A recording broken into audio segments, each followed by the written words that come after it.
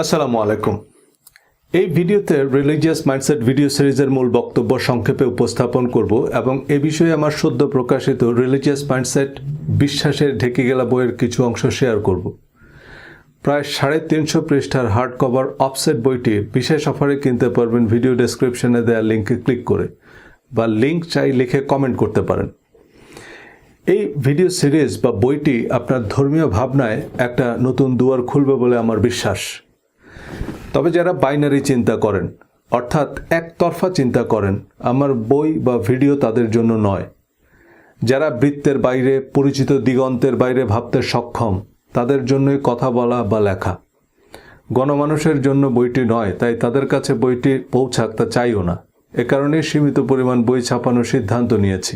আপনি আমাকে প্রথমবার শুনলে সব কিছুর আগে আমার ইউটিউব চ্যানেলটি সাবস্ক্রাইব করুন, ফেসবুকে ফলো করুন। আমি মূলত ডিজিটাল মার্কেটিং এবং পার্সোনাল ব্র্যান্ডিং নিয়েই কথা বলি এবং বলবো। সেটাই আমার মূল পেশা বা রুটি রুজি। ধর্ম নিয়েও কথা বলি পার্সোনাল ডেভেলপমেন্ট কারিকুলাম হিসাবেই। আপনি যেই ধর্মাবলম্বী হন, আপনার মূল ধর্মগ্রন্থই আপনার সাকসেস ম্যানুয়াল। শারীরিক, মানসিক, জাগতিক এবং আত্মিক সাফল্যের মন্ত্র আপনার ধর্মগ্রন্থ। কিন্তু এই কথাগুলো অনেকের কাছে খুব হাস্যকর শোনায়। রিলিজিয়াস মাইন্ডসেট ভিডিও সিরিজের নিয়মিত দর্শকরা একটি নতুন মাইন্ডসেট থেকে ধর্মকে উপলব্ধি করতে পারছেন। এই সিরিজটি সম্পর্কে আপনাদের মতামত দয়া করে কমেন্টে লিখে জানাবেন। এবং এই ভিডিওটি যেহেতু রিলিজিয়াস মাইন্ডসেট সিরিজের স্কাই ভিউ, তাই এই ভিডিওটি শেয়ার করার জন্য সবাইকে বিশেষভাবে অনুরোধ করব। এই ভিডিওটি আপনারা চাইলে ডাউনলোড করে সম্পূর্ণ ভিডিওটি আপনাদের নিজেদের ইউটিউব চ্যানেল বা ফেসবুক পেজে আপলোড করতে পারেন। তবে কোনো খণ্ডিত অংশ আপলোড করা যাবে না। অঙ্কের ক্লাসে মাঝখানে এসে যেমন কিছুই বোঝা যাবে না, আমার কথাগুলো মাঝখান থেকে শুনলে উল্টা বুঝবেন। রিলিজিয়াস মাইন্ডসেটে নতুন ভিডিও বানানোর ইচ্ছা বা প্রয়োজন খুব একটা নাই, কারণ আমি পার্সোনাল ডেভেলপমেন্ট এবং ডিজিটাল মার্কেটিংয়ে ফোকাস করতে চাই। আর এই প্লেলিস্টে যা ভিডিও আছে, enough to make up my point. Religion নিয়ে আগ্রহ থাকলে আমার ইউটিউব চ্যানেলের রিলিজিয়াস মাইন্ডসেট প্লেলিস্টের ভিডিওগুলো ধারাবাহিকভাবে এবং মনোযোগ দিয়ে শোনার অনুরোধ থাকলো। আর বইটি রেফারেন্স হিসাবে হাতের কাছে রাখবেন। এই বইটি একাধিকবার পড়লেও প্রতিবারই আপনার কাছে নতুন মনে হবে। কিছু ধারণা আমি ইচ্ছা করেই পুনরাবৃত্তি করেছি, কারণ এই প্রশ্নগুলো বিভিন্নভাবে ঘুরে ফিরে পাঠকের মাথায় আসবে। তবে এসব নিয়ে হাটে মাঠে যে কারোর সাথে তর্ক করবেন না, কারণ এই সহজ কথাগুলো বোঝা কিন্তু সহজ নয়। সহজ করে চিন্তা করাই কিন্তু সবচেয়ে কঠিন, কারণ আমরা বিশ্বাসের শক্ত ঢেকে গেলে বসে আছি। অনুরোধের ঢেকে গেলা এই বাংলা বাগধারার অর্থ কারো অনুরোধে ঢেকে গেলার মতো অসম্ভব কঠিন কাজ করা। এমন অসম্ভব কাজ মানুষ কারো অনুরোধে না করলেও ধর্ম বিশ্বাসে করে। পুণ্যের আশায় একসময় সদ্য বিধবা নারী স্বামীর চিতায় আত্মাহুতি দিত। একই আশায় নিরীহ মানুষ হত্যা করতে কথিত পুণ্যার্থীরা আত্মঘাতী হামলা করে। রিলিজিয়াস মাইন্ডসেট বিশ্বাসের ঢেকে গেলা এই বইটি পরিচিত বৃত্তের বাইরে থেকে ধর্মকে মূল্যায়নের একটা চেষ্টা।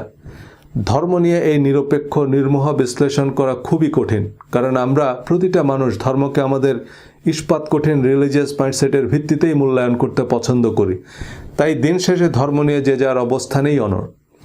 অথচ ধর্ম নিয়ে আলোচিত বিতর্কের বেশিরভাগ বিষয় আসলে ধর্মের সাথে সম্পর্কিতই নয়। এই বইটি কোনো ধর্মীয় ফতোয়া, পরামর্শ বা সিদ্ধান্ত না হলেও ইসলাম ধর্মের প্রধান করণীয় বর্জনীয় সম্পর্কে মুসলিম, অমুসলিম, সেকুলার, এমনকি নাস্তিক সবার ভাবনায় একটা বৈপ্লবিক পরিবর্তন আনবে। সঠিক দৃষ্টিভঙ্গি, সঠিক মাইন্ডসেট থেকে ধর্মকে মূল্যায়ন করতে সাহায্য করবে। ধর্ম এবং ধর্মের আগাছা চিহ্নিত করতে সহায়ক হবে। নাস্তিকদের অনেকে যেমন ধর্মের প্রয়োজনীয়তা উপলব্ধি করবেন, আমরা ধার্মিকরাও বুঝতে পারবো যে ধর্মের নামে আমরা বেশিরভাগ মুসলমান বিভিন্ন অধর্মের বৃত্তে বন্দী। এ বইয়ে পবিত্র কোরআনের আলোকে আমাদের প্রতিদিনের ধর্মচর্চায় নানান অসঙ্গতি তুলে ধরার চেষ্টা করেছি। হালাল, হারাম, অ্যালকোহল, নামাজ, হাদিস, হিজাব, দাড়ি সম্পর্কে কোরআনের বক্তব্য তুলে ধরেছি, যা অনেককে অবাক করবে। তবে আমার কথা নয়, কোরআন খুলে মিলিয়ে নেবেন।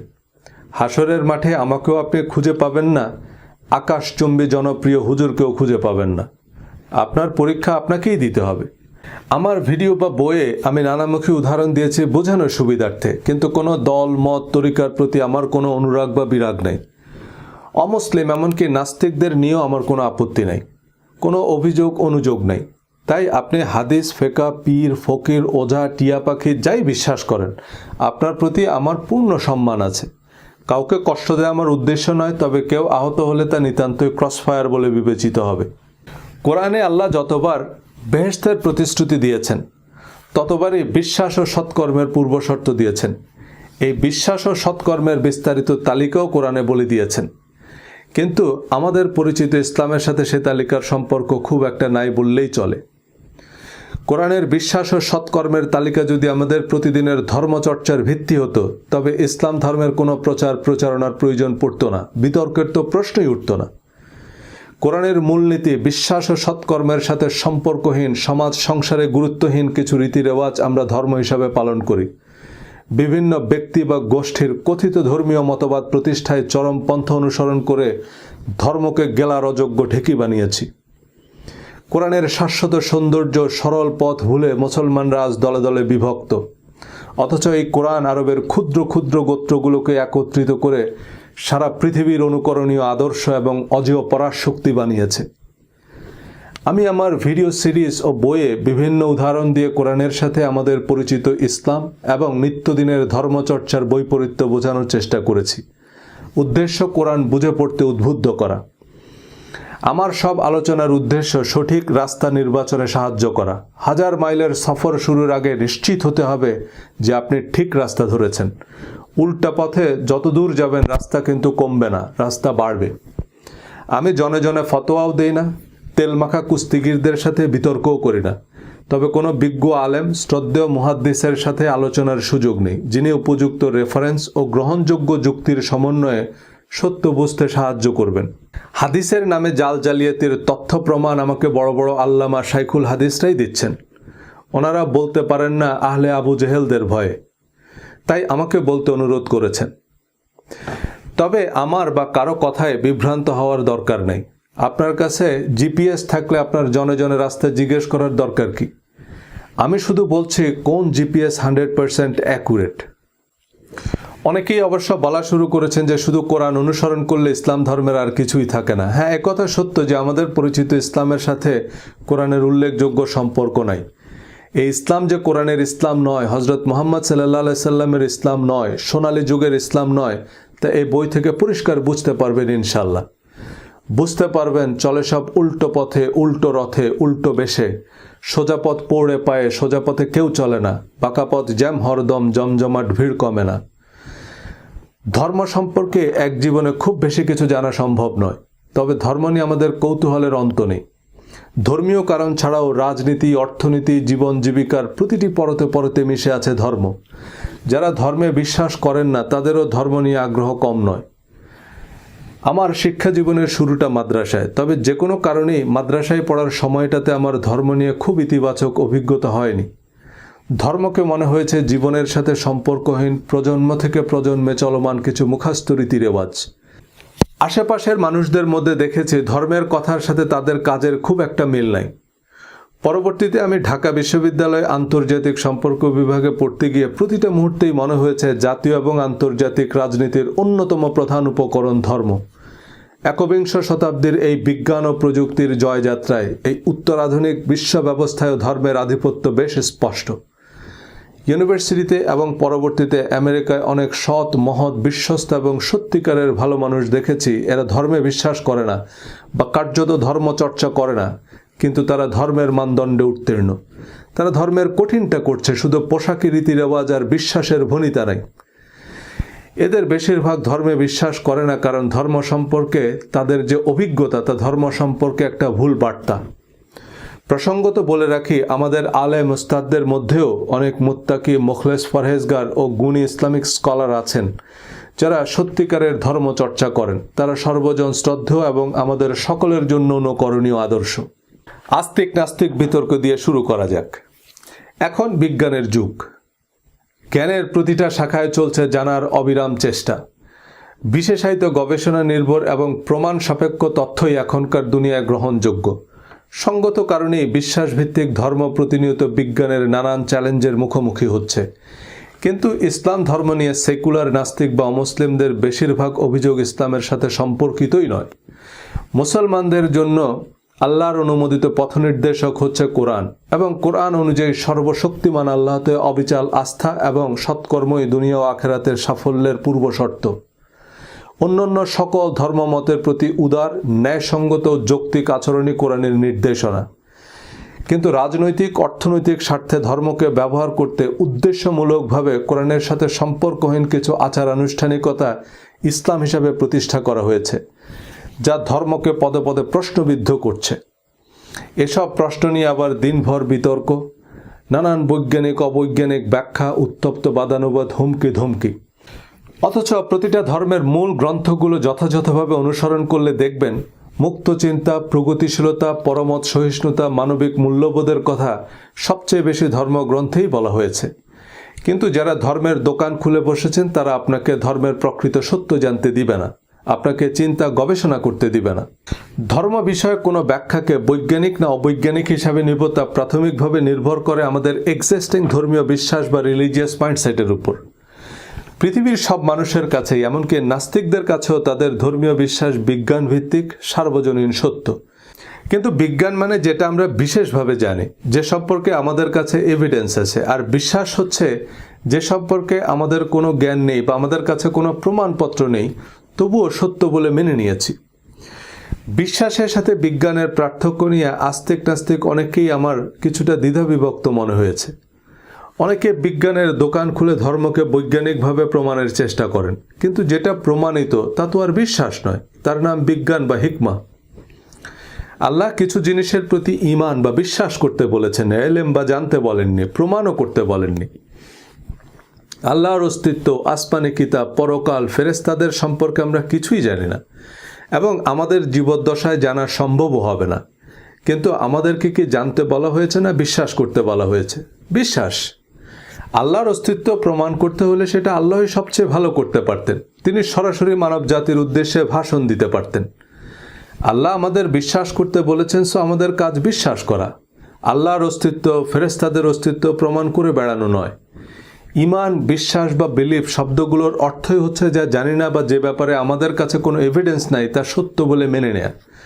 অবশ্যই সে বিশ্বাসের কিছু যৌক্তিক কারণ আছে, কিন্তু বিশ্বাস বা অবিশ্বাস কোনোটাই প্রমাণ করা যায় না। বিজ্ঞান মানে কোনো অতিপ্রাকৃতিক তেলেসমতি ব্যাপার না। সোজা বাংলায় বিজ্ঞান মানে বিশেষ জ্ঞান, কোনো বিষয়কে বিশেষভাবে জানা।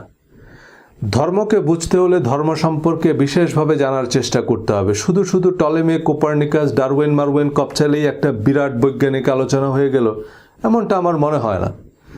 ডারউইনকে ভুল প্রমাণ করলে ঈশ্বরের অস্তিত্ব প্রমাণ হয়ে যাবে কিভাবে?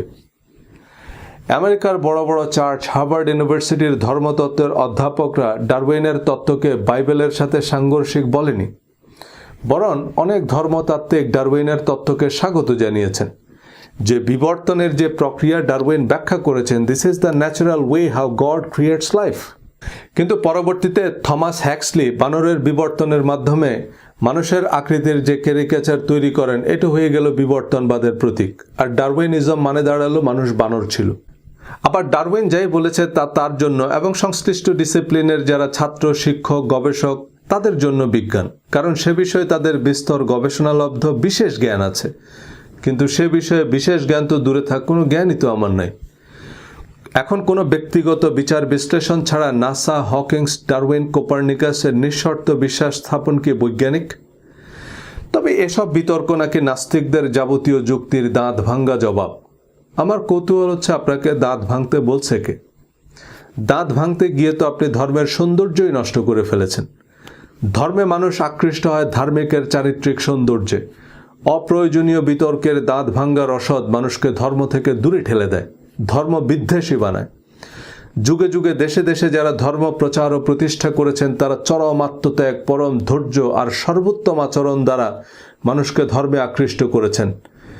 ধর্ম প্রচারের ক্ষেত্রে কোরআনের নির্দেশ হচ্ছে, তোমরা প্রজ্ঞা ও উত্তম কথার দ্বারা মানুষকে আল্লাহর পথে ডাকো।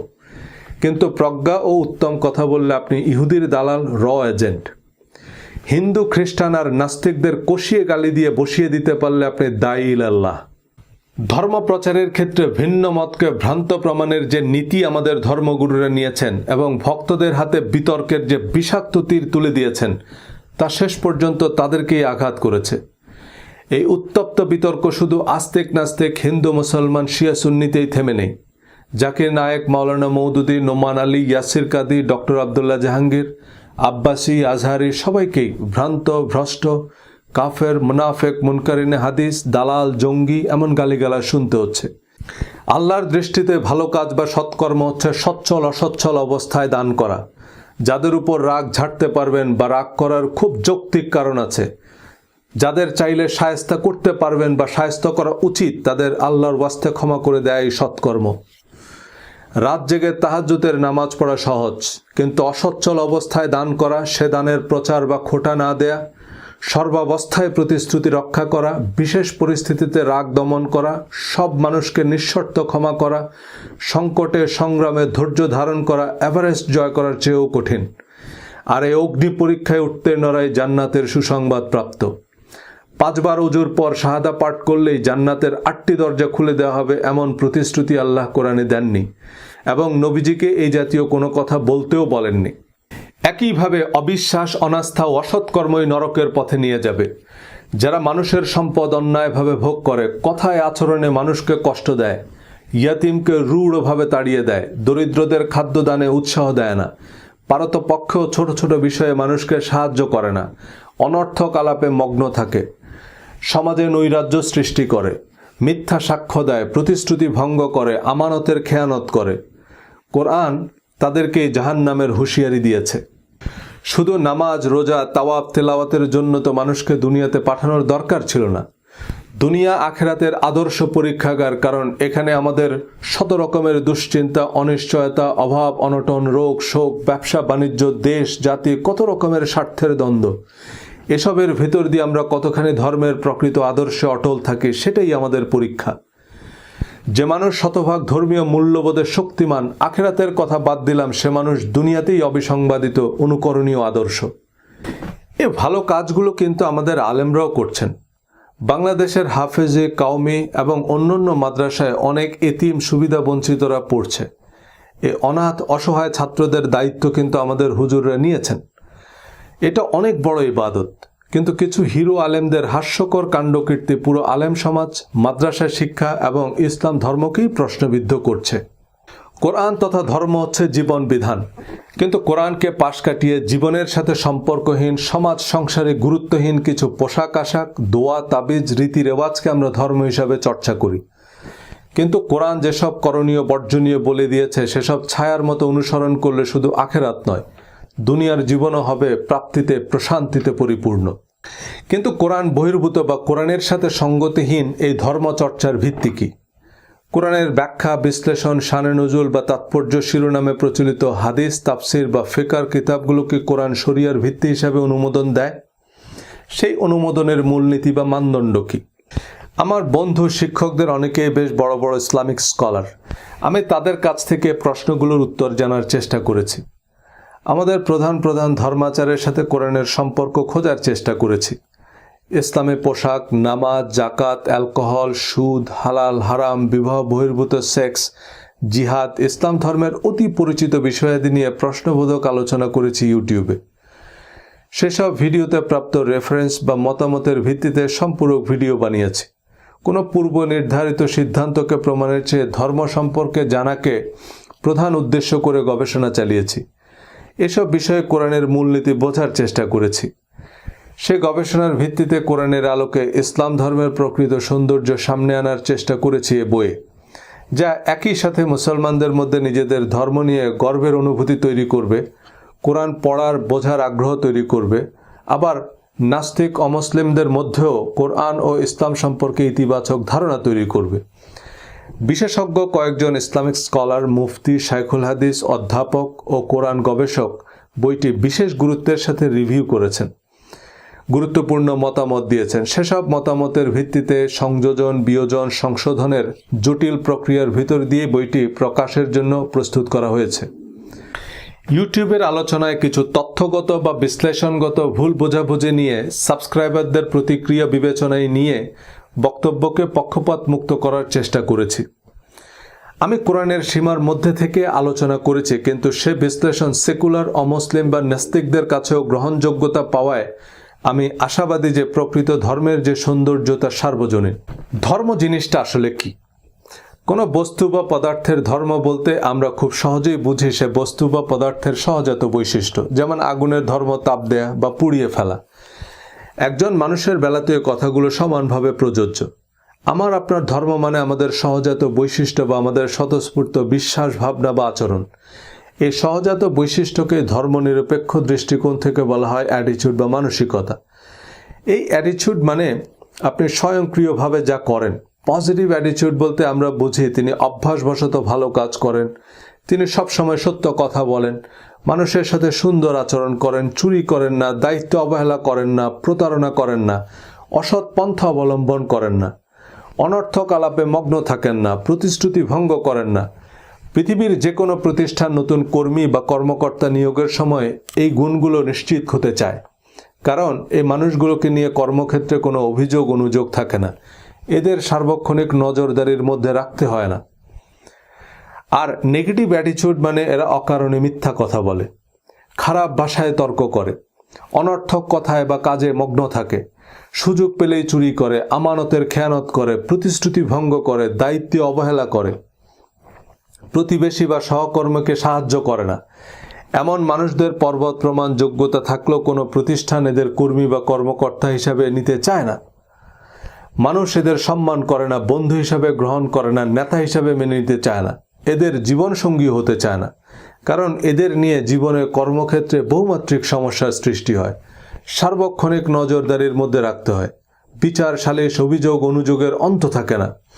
সুতরাং চাকরি, ব্যবসা, সমাজ, সংসার, জীবনের সর্বক্ষেত্রেই সাফল্যের ভিত্তি হচ্ছে ইতিবাচক মানসিকতা ও দৃষ্টিভঙ্গি। আমাদের ধর্ম হচ্ছে আমাদের অ্যাটিটিউড বা আমাদের স্বতঃস্ফূর্ত আচরণের বহিঃপ্রকাশ। আমি যখন বলবো আমার ধর্ম হচ্ছে ইসলাম, তো আমার আচার আচরণ, বিশ্বাস, ভাবনায় স্বতঃস্ফূর্তভাবে ইসলামী বিধিনিষেধ ফুটে উঠবে। যার ধর্ম হিন্দু তার সহজাত বৈশিষ্ট্যে বেদ বা গীতার শিক্ষা স্পষ্ট থাকতে হবে। খ্রিস্টান মানে তার চরিত্রে বাইবেলের প্রতিফলন থাকবে। কিন্তু আমরা কতজন আমাদের নিজ নিজ ধর্মের মানদণ্ডে উত্তীর্ণ? বিভিন্ন পোশাকি, রীতি রেওয়াজ, প্রথা, পার্বণ, মুখস্থ কিছু দোয়া, তাবিজ, কিচ্ছা কাহিনীর একটা অর্থহীন প্যাকেজকে আমরা ধর্ম হিসাবে চর্চা করি, যার সাথে প্রকৃত ধর্মের বিশেষ কোনো সম্পর্কই নেই। কিন্তু এই চক্র থেকে বেরিয়ে আসা খুব কঠিন, কারণ আমাদের অবচেতন মন সত্য এবং মিথ্যার পার্থক্য জানে না, উচিত অনুচিতের তফাৎ বোঝে না, যৌক্তিক অযৌক্তিকের তফাৎ জানে না। আপনি আপনার অবচেতন মনকে যা বিশ্বাস করতে বলবেন সে তাই বিশ্বাস করবে। একসময় বিশ্বাস এতটাই শক্তিশালী হবে যে আপনি এর বাইরে ভিন্ন কিছু গ্রহণ করতে পারবেন না। আমরা কি দেখব তা বেশিরভাগ সময় নির্ভর করে কিভাবে দেখব, কোন দৃষ্টিকোণ থেকে দেখব তার উপর। একজনের দৃষ্টিতে যেটা ইবাদত, আরেকজনের দৃষ্টিতে সেটা শিরক বা বেদাত। একজনের জন্য যেটা জিহাদ, আরেকজনের সংজ্ঞায় সেটা সন্ত্রাস। একজনের চোখে যেটা ফ্যাশন, আরেকজনের বিবেচনায় সেটা অশ্লীল। নিউ ইয়র্কে যখন মধ্যরাত, ঢাকায় তখন ভর দুপুর। তাই এখন দিন না রাত তা নির্ভর করে আপনি এই মুহূর্তে কোথায় আছেন তার উপর।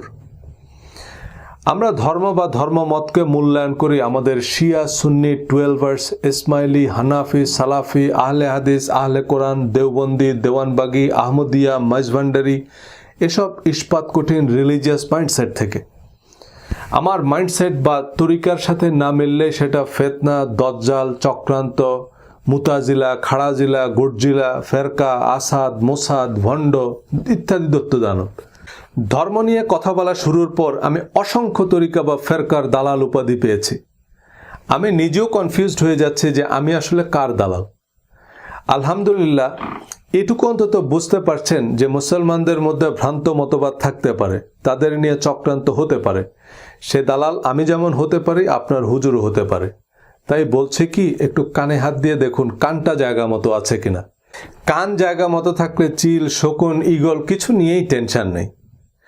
আমি তর্ক করতে পারি না, কারোর সাথে তর্ক করিও না, কিন্তু সুখবর হচ্ছে আপনার ঘরে লাই ডিটেক্টর আছে।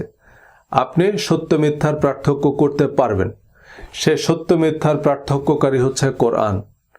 কোরআন যেসব ফাইল প্রোগ্রাম চিনে না, সেসব আপনার সিস্টেমে ইনস্টল করতে থাকলে একসময় আপনার সিস্টেম হ্যাং করবে। সূরা বাকারা 185। কোরআন নাজিল করা হয়েছে মানুষের জন্য পথনির্দেশক, সুস্পষ্ট প্রমাণ ও সত্য মিথ্যার পার্থক্যকারী রূপে।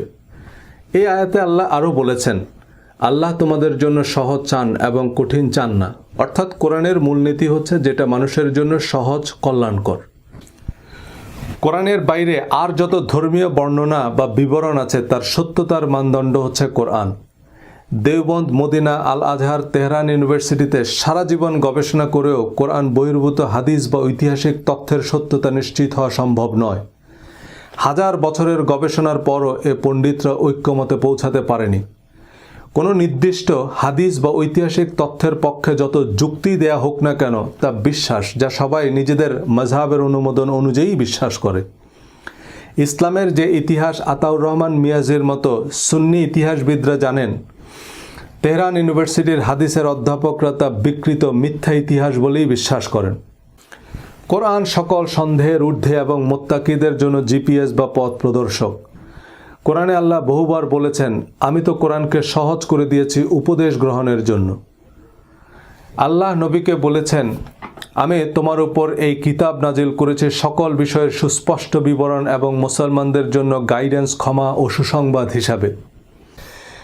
অনেকেই কোরআনের অনেক রূপক, উপমা, রহস্যময় আয়াতকে পুঁজি করে প্রশ্ন করেন যে কোরআন থেকে এসব আয়াতের অর্থ বোঝা সম্ভব নয়। খুবই যৌক্তিক, কিন্তু তা আমাদের বোঝার প্রয়োজনও নেই। আল্লাহ পবিত্র কোরআনে বলেছেন, তিনি তোমার উপর কিতাব নাজিল করেছেন, তার মধ্যে রয়েছে মুহকাম আয়াতসমূহ, যেগুলো কিতাবের মূল, আর অন্যগুলো মুতাশাবিহ। ফলে যাদের অন্তরে রয়েছে সত্য বিমুখ প্রবণতা, তারা ফিতনার উদ্দেশ্যে এবং ভুল ব্যাখ্যার অনুসন্ধানে মুতাশাবিহ আয়াতগুলোর পিছনে লেগে থাকে, অথচ আল্লাহ ছাড়া কেউ এর ব্যাখ্যা জানে না। অর্থাৎ কোরআনের মুহকাম, হুকুম, আহকাম বা বিধিবিধান সংক্রান্ত আয়াতগুলো সহজ এবং স্পষ্ট। সূরা বাকারার 185 এবং 187 এ দুটি আয়াত যে কোনো অমুসলিমকে দিলেও সে রোজার বিস্তারিত বিধিবিধান বলে দিতে পারবে। সূরা বাকারা 187 নং আয়াতের শেষে আল্লাহ তাই বলছেন, এভাবেই আল্লাহ তার আয়াতসমূহ মানুষের জন্য স্পষ্ট করেন যাতে তারা সৎকর্মশীল হতে পারে। কোরআনের বিধিবিধান আপনি পরিষ্কার বুঝবেন, কিন্তু আপনি যে বুঝেন নাই বা বিষয়টা যে এত সহজ নয়, এ হাইকোর্ট দেখাতে বাদশাহ আলমগীরের ফতোয়াপিডিয়া লাগবে, যাতে শত শত ফিকহ কিতাবের পরস্পর বিরোধী রায় আছে।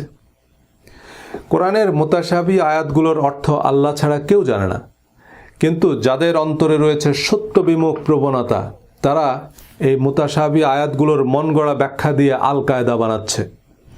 ধর্মের নিত্য নতুন দোকান খোলে, অমুক আয়াতের অর্থ নবী নূরের তৈরি, সুতরাং এটা বিশ্বাস না করলে সে কাফের। কাফেরের পিছনে নামাজ পড়লে নামাজ হবে না, সুতরাং নূর পার্টির আলাদা মসজিদ বানানো লাগবে। অথচ নবী নূরের তৈরি না মাটির তৈরি আল্লাহই ভালো জানেন। আমাদের আদার ব্যাপারে জাহাজের খবর নেওয়ার দরকার কি?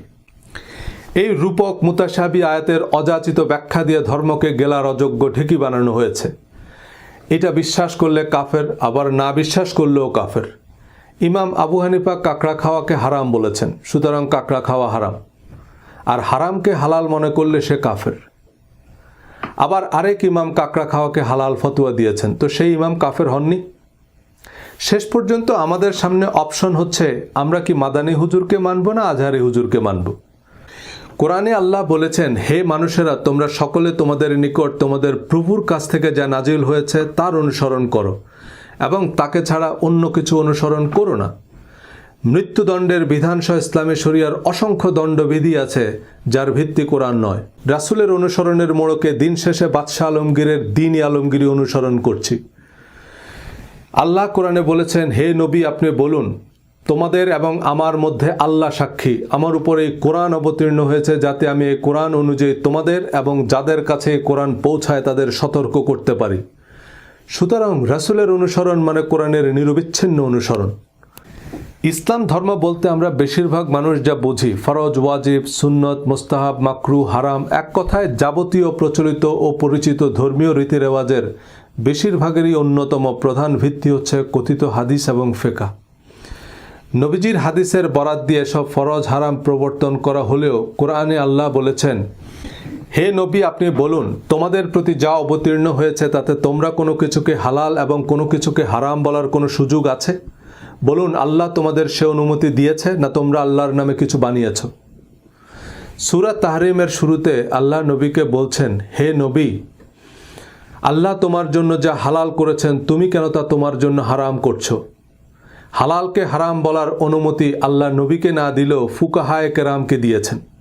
কোরআন সম্পূর্ণ, পরিপূর্ণ এবং অনুমোদিত জীবন বিধান। কোরআন তার নিরবিচ্ছিন্ন অনুসারীদের এক যুগেরও কম সময়ে ধুলামলিন বেদুইন থেকে সারা পৃথিবীর অবিসংবাদিত অধিপতি বানিয়ে প্রমাণ করেছে কোরআন সকল সন্দেহের ঊর্ধ্বে সাফল্যের চিরন্তন পথ প্রদর্শক।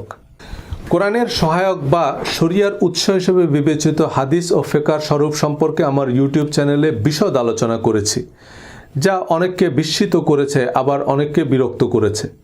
হাদিস বলতে বোঝাচ্ছি বুখারী, মুসলিম, তিরমিজি, আবু দাউদ, নাসাই, ইবনে মাজাহ এসব হাদিস গ্রন্থে বর্ণিত হাদিস। আর ফিকহ মানে ইমাম আবু হানিফা, শাফি, মালিক, আহমদ ইবনে হাম্বলের ফাতোয়া বা মত। কিন্তু এসব হাদিস বা ফিকহ সিদ্ধান্ত পালনের বাধ্যবাধকতা কতটুকু? এসব হাদিস এবং ফিকহ গ্রন্থের স্বীকৃতি বা অনুমোদনের ভিত্তি কি তা বিশ্লেষণ করেছি। ইউটিউবে অনেকেই বিক্ষিপ্তভাবে বা বিচ্ছিন্নভাবে কোনো একটি ভিডিও দেখে প্রতিক্রিয়া দেখিয়েছেন। আমিও চাই না আমার ভিডিওগুলো মানুষ বিক্ষিপ্তভাবে দেখুক বা নেতিবাচক ক্যাপশন দিয়ে শেয়ার করুক, যা বিভ্রান্তি তৈরি করবে। কিন্তু আমি তো ইউটিউবকে বলতে পারি না যে আমার প্রথম ভিডিও দেখেনি সেজন্য আমার দ্বিতীয় ভিডিও দেখতে না পারে।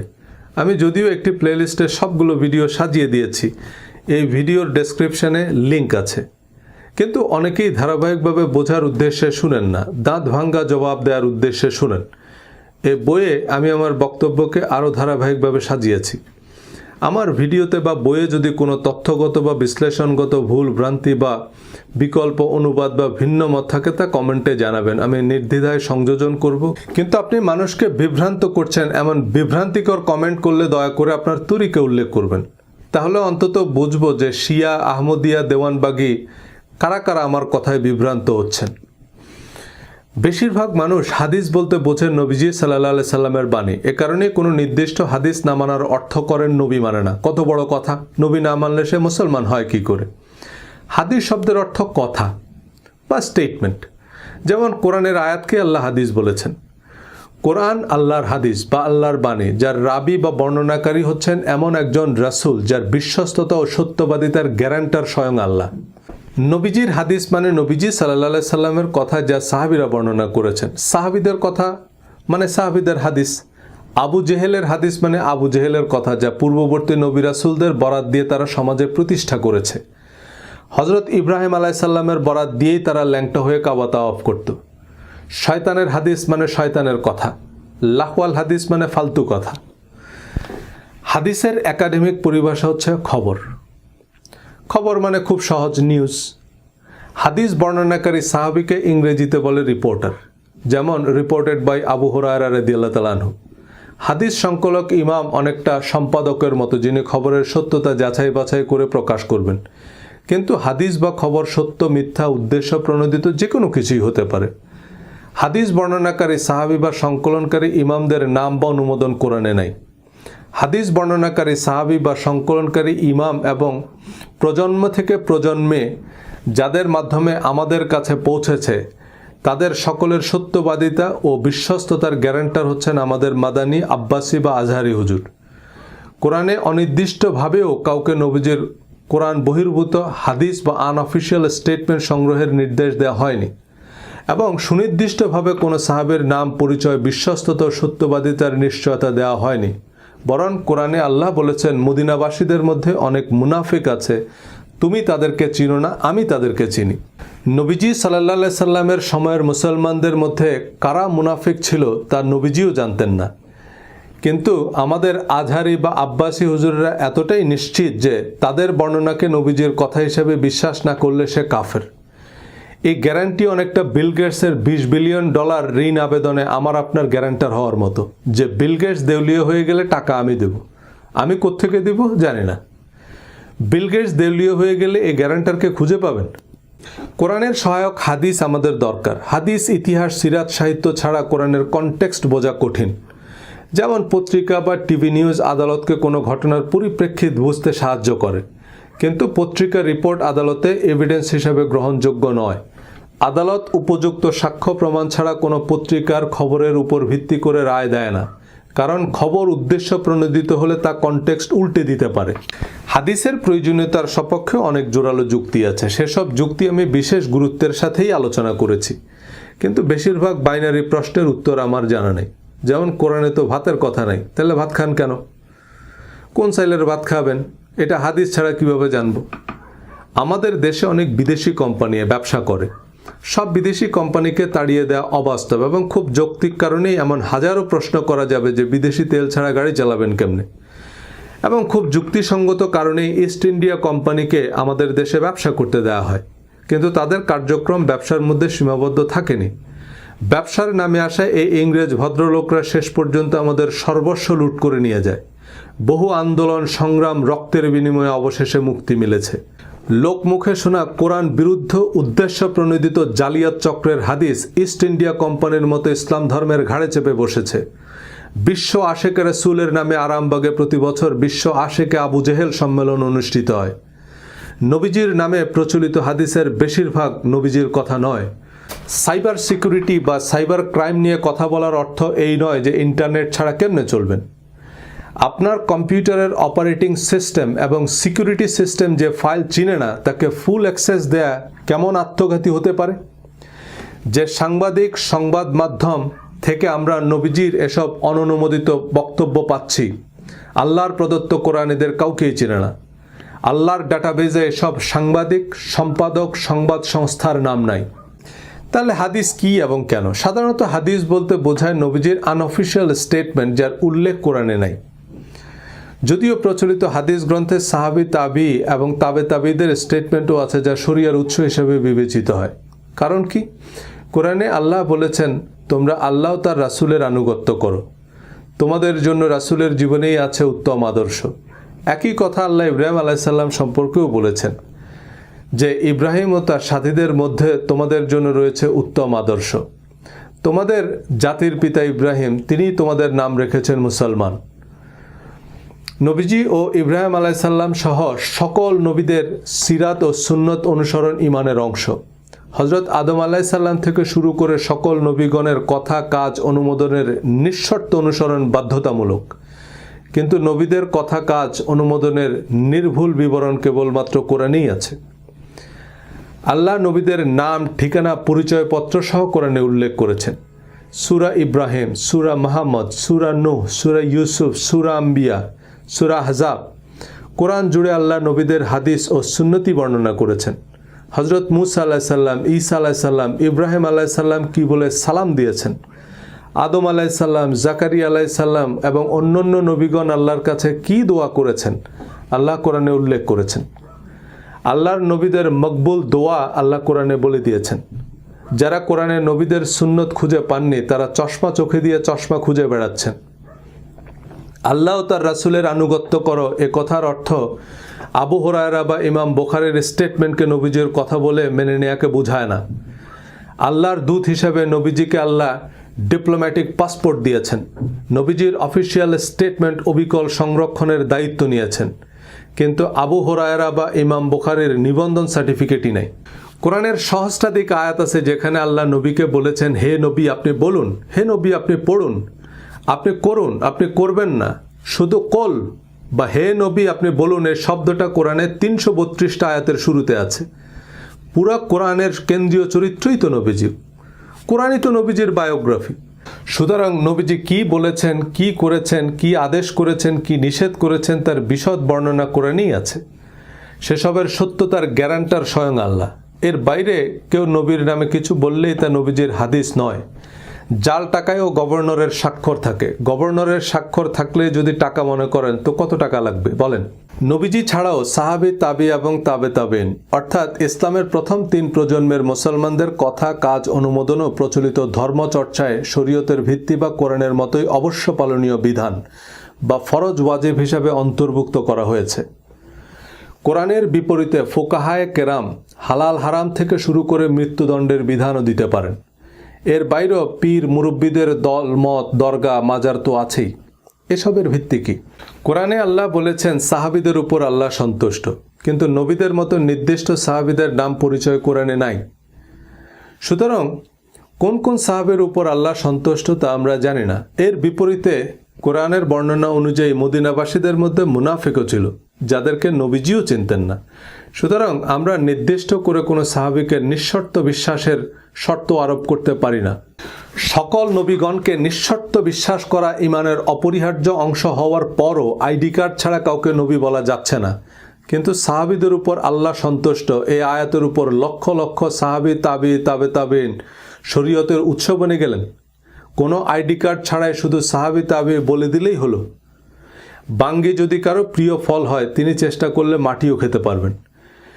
একবার এমন ঢেকি গিললেই তাকে দিয়ে দরগা, মাজার, দেওয়ানবাগি, দিনে ইলাহি, দিনে আলমগিরি, আল কায়দা সবই গেলানো সম্ভব। কিন্তু দুনিয়ার ৯৯% মানুষ তো হাদিস ভিত্তিক ধর্মই মানে। ৯৯% মানুষ সত্যতার মানদণ্ড নয়, সত্যতার মানদণ্ড হচ্ছে কোরআন। কোরআন বলছে, আর যদি তুমি দুনিয়ার অধিকাংশ লোকের কথা মতো চলো, তাহলে তারা তোমাকে আল্লাহর পথ থেকে বিচ্যুত করে দিবে। তারা তো শুধু অনুমানের অনুসরণ করে এবং তারা কেবল অনুমান ভিত্তিক কথাবার্তাই বলে। তবু হাদিসকে বাদ দিলে ধর্মের যে চেহারা দাঁড়ায় তার সাথে আমরা একেবারেই পরিচিত নই। এ কারণেই অনেকেই কোরআনের অনুসরণকে আহলে কোরআন ফেতনা, প্রোটেস্ট্যান্ট ভার্সন অফ ইসলাম, খ্রিস্টান প্রজেক্ট ইত্যাদি নাম দিয়ে পত্রপাঠ বিদায় করে দেন। যে শাইখুল হাদিস আবু হুরায়রা বা ইমাম বুখারীর বিশুদ্ধতার ১০০% গ্যারান্টি দিচ্ছেন, বিচারের মাঠে ইমাম বুখারী দেউলিয়া হয়ে গেলে এই গ্যারান্টারকে খুঁজে পাবেন কই? কোরআন পড়ে যদি আমি নাও বুঝি, তবুও তো আমি বলতে পারবো যে আল্লাহ, আমি তোমার কিতাব পড়ে এটুকু বুঝছি। আর আমি যে এটুকু বুঝছি তা তো অন্তর্যামী জানেন। কিন্তু আমি যদি বলি যে আমি বুখারী শরীফে পড়েছি, আল্লাহ যদি জিজ্ঞেস করে যে বুখারী আবার কে, তখন? আমাদের শাইখুল হাদিসরা লাখ লাখ হাদিস মুখস্থ করেছেন, আলহামদুলিল্লাহ। এবং এই বিবেচনাই আমরা তাদেরকে সাহাবী তাবেঈদের গ্যারান্টার হিসাবে মানি। আমরা যেহেতু দেওবন্দ মদিনায় পড়িনি, আমরা হাদিস কোরআন নিয়ে কথা বলার কে? আপনি যাবেন উত্তরা, কিন্তু উত্তরা ক্রস করে আপনি দিনাজপুর গিয়ে উঠলেন। আপনি তো উত্তরার থেকে অনেক বেশি গেছেন, তাই না? ভোলানাথ লিখেছিল ২ ২ ৯০, লিখেছিল ১.৫ বেশি, এটা তার গর্বই। ২ ২ ৪, কিন্তু সে মাশাল্লাহ ২-এর থেকে অনেক বেশি লিখছে, তাই না? ১১ লক্ষ হাদিস আপনাকে মুখস্থ করতে বলছে কে? সেই ১১ লক্ষ হাদিস কই? কোরআনকে আল্লাহ সরল পথ বলেছেন, বারবার বলেছেন আল্লাহ তোমাদের জন্য সহজ চান, কঠিন চান না। কিন্তু এই ৪৫ লাখ হাদিস ইসলামকে অন্তহীন জিলাপির প্যাচ আর গেলার অযোগ্য ঢেকি বানিয়েছে। কথিত হাদিসের গোলক ধাঁধায় আমরা পথ হারিয়ে বসে আছি। কারণ কোরআনের ২ ২ ৪ আমাদের পছন্দ নয়। অঙ্ক মিলুক আর নাই মিলুক, ফলাফলের সংখ্যা বেশি হতে হবে। আল্লাহর জিপিএস যেখানে আমাদের রাইট টার্ন নিতে বলেছে, আমরা লেফট টার্ন নিয়েছি। উল্টা পথে ১০০০ মাইল গাড়ি চালালেও রাস্তা কিন্তু কমছে না, রাস্তা বাড়ছে। আমরা যে ভুল পথে আছি তা আমাদের পতন দেখেই বোঝা যায়। আল্লামা ইকবালের ভাষায় আল্লাহ বলছেন, দান ভান্ডার খোলাই তোমর, সে দান নেবার সাইল কই, কারে আমি বলো পথ দেখাইব, পথ চলা সেই পথিক বই। আমরা কোরআন বোঝার আগে বা কিছু বুঝে ওঠার আগে ধর্ম বুঝেছি। এখন আমাদের রিলিজিয়াস মাইন্ডসেট অনুযায়ী কোরআনকে মূল্যায়ন করি। দাড়ি, মোচ আর পাথর মেরে হত্যা করার বিধান কোরআনে খুঁজে না পেলে আমাদের কাছে কোরআনকে অসম্পূর্ণ মনে হয়। হিন্দুদের কাছেও বেদকে অসম্পূর্ণ মনে হয়, কারণ তাতে মূর্তি পূজার কথা নাই, মাত্র একজন ঈশ্বরের কথা আছে। পুলিশের অনেকের কাছে সংবিধানকে অসম্পূর্ণ মনে হতে পারে, কারণ তাতে ক্রসফায়ারের বিধান নাই। ও ভাই, সংবিধানে না থাকলে তা অসাংবিধানিক, কোরআনে না থাকলে তা আল্লাহর বিধান নয়, আবু জেহেলের বিধান। আল্লাহ বলেছেন কোরআন বুঝতে হবে যে কোনো পূর্বানুমানকে মিউট করে। ধর্মকে বিচ্ছিন্ন, বিক্ষিপ্ত বা অসচেতনভাবে বুঝতে গিয়ে আমরা অধর্মের বৃত্তে বন্দী হয়েছি। মাদ্রাসা জীবন শেষে চতুর্মুখী জ্ঞান ও অভিজ্ঞতা হলেও আমরা বুঝতে পারিনি যে কোরআনের কাছে আমাদের জিজ্ঞাসা কি। পৃথিবীর তাবৎ প্রশ্নের উত্তর জানে গুগল, কিন্তু আপনাকে তো জানতে হবে হোয়াট টু আস্ক গুগল। সারা জীবন কোরআন পড়েও অনেক প্রশ্নের উত্তর মেলেনি, কারণ প্রশ্নটাই মাথায় ছিল না। ২০ বছর যে বাড়িতে থাকেন সে বাড়ির কয়টা সিঁড়ি বলতে পারবেন? কোনোদিন তো গুনে দেখিনি, কারণ সিঁড়ির সংখ্যা জানার দরকার কি? আমাদের নামাজ, রোজা, হাদিস, হিজাব, হালাল হারাম, পাপ পুণ্য, ভালো মন্দ সম্পর্কে কোরআন কি বলছে বাড়ির সিঁড়ি গোনার মতো কোনোদিন গুনে দেখিনি। মাদানী হুজুর বলেছে, আজহারি হুজুর বলেছে, ওনারা নিশ্চয়ই গুনেই বলেছে, ওনারাও গোনার দরকার মনে করেননি। কারণ মদিনা আজহারের অধ্যাপকরা বলেছেন, ওনারা তো নিশ্চয়ই গুনেছে। মাদ্রাসায় পাল্টা প্রশ্ন করার কোনো সুযোগ নেই। ইন্টারনেট হুজুরদের জবাবদিহিতার মুখোমুখি করেছে, এখন শিয়া, সুন্নি, আহমদিয়া, আটরশি, কওমি, আহলে হাদিস সবার ওয়াজ আমরা অনলাইনে দেখছি। একজন এক কথা বলছে। আজহারি সাহেবের ফতোয়া আব্বাসি হুজুর মানে না, ইমাম খোমেনির ইসলাম ইমাম সুদাইস জানে না। আমি হাদিস, তাফসির, ইসলামের ইতিহাস, সাহিত্য সবই পড়ি এবং পড়তে উৎসাহ দিই। নবীজি সাল্লাল্লাহু আলাইহি সাল্লাম এবং প্রধান সাহাবীদের জীবনাচরণের নির্ভুল বিবরণ এবং সহিহ হাদিস অনুসরণ আবশ্যক, কিন্তু তা কোরআনের মূলনীতির সাথে সামঞ্জস্যপূর্ণ হতে হবে। হাদিস বিশারদ ইমামগণের অভিমত ও হাদিস শাস্ত্রের মূলনীতি অনুযায়ী কোরআনের সাথে সম্পর্কহীন এবং সামঞ্জস্যহীন হাদিস শরীয়তের বিধান হিসাবে অকার্যকর, কারণ নবীজি সাল্লাল্লাহু আলাইহি সাল্লাম এবং তার সাহাবীগণ কোরআন পরিপন্থী কোনো কথা বলেছেন বা কাজ করেছেন এটা একজন মুসলমান নীতিগতভাবে বিশ্বাস করতে পারে না।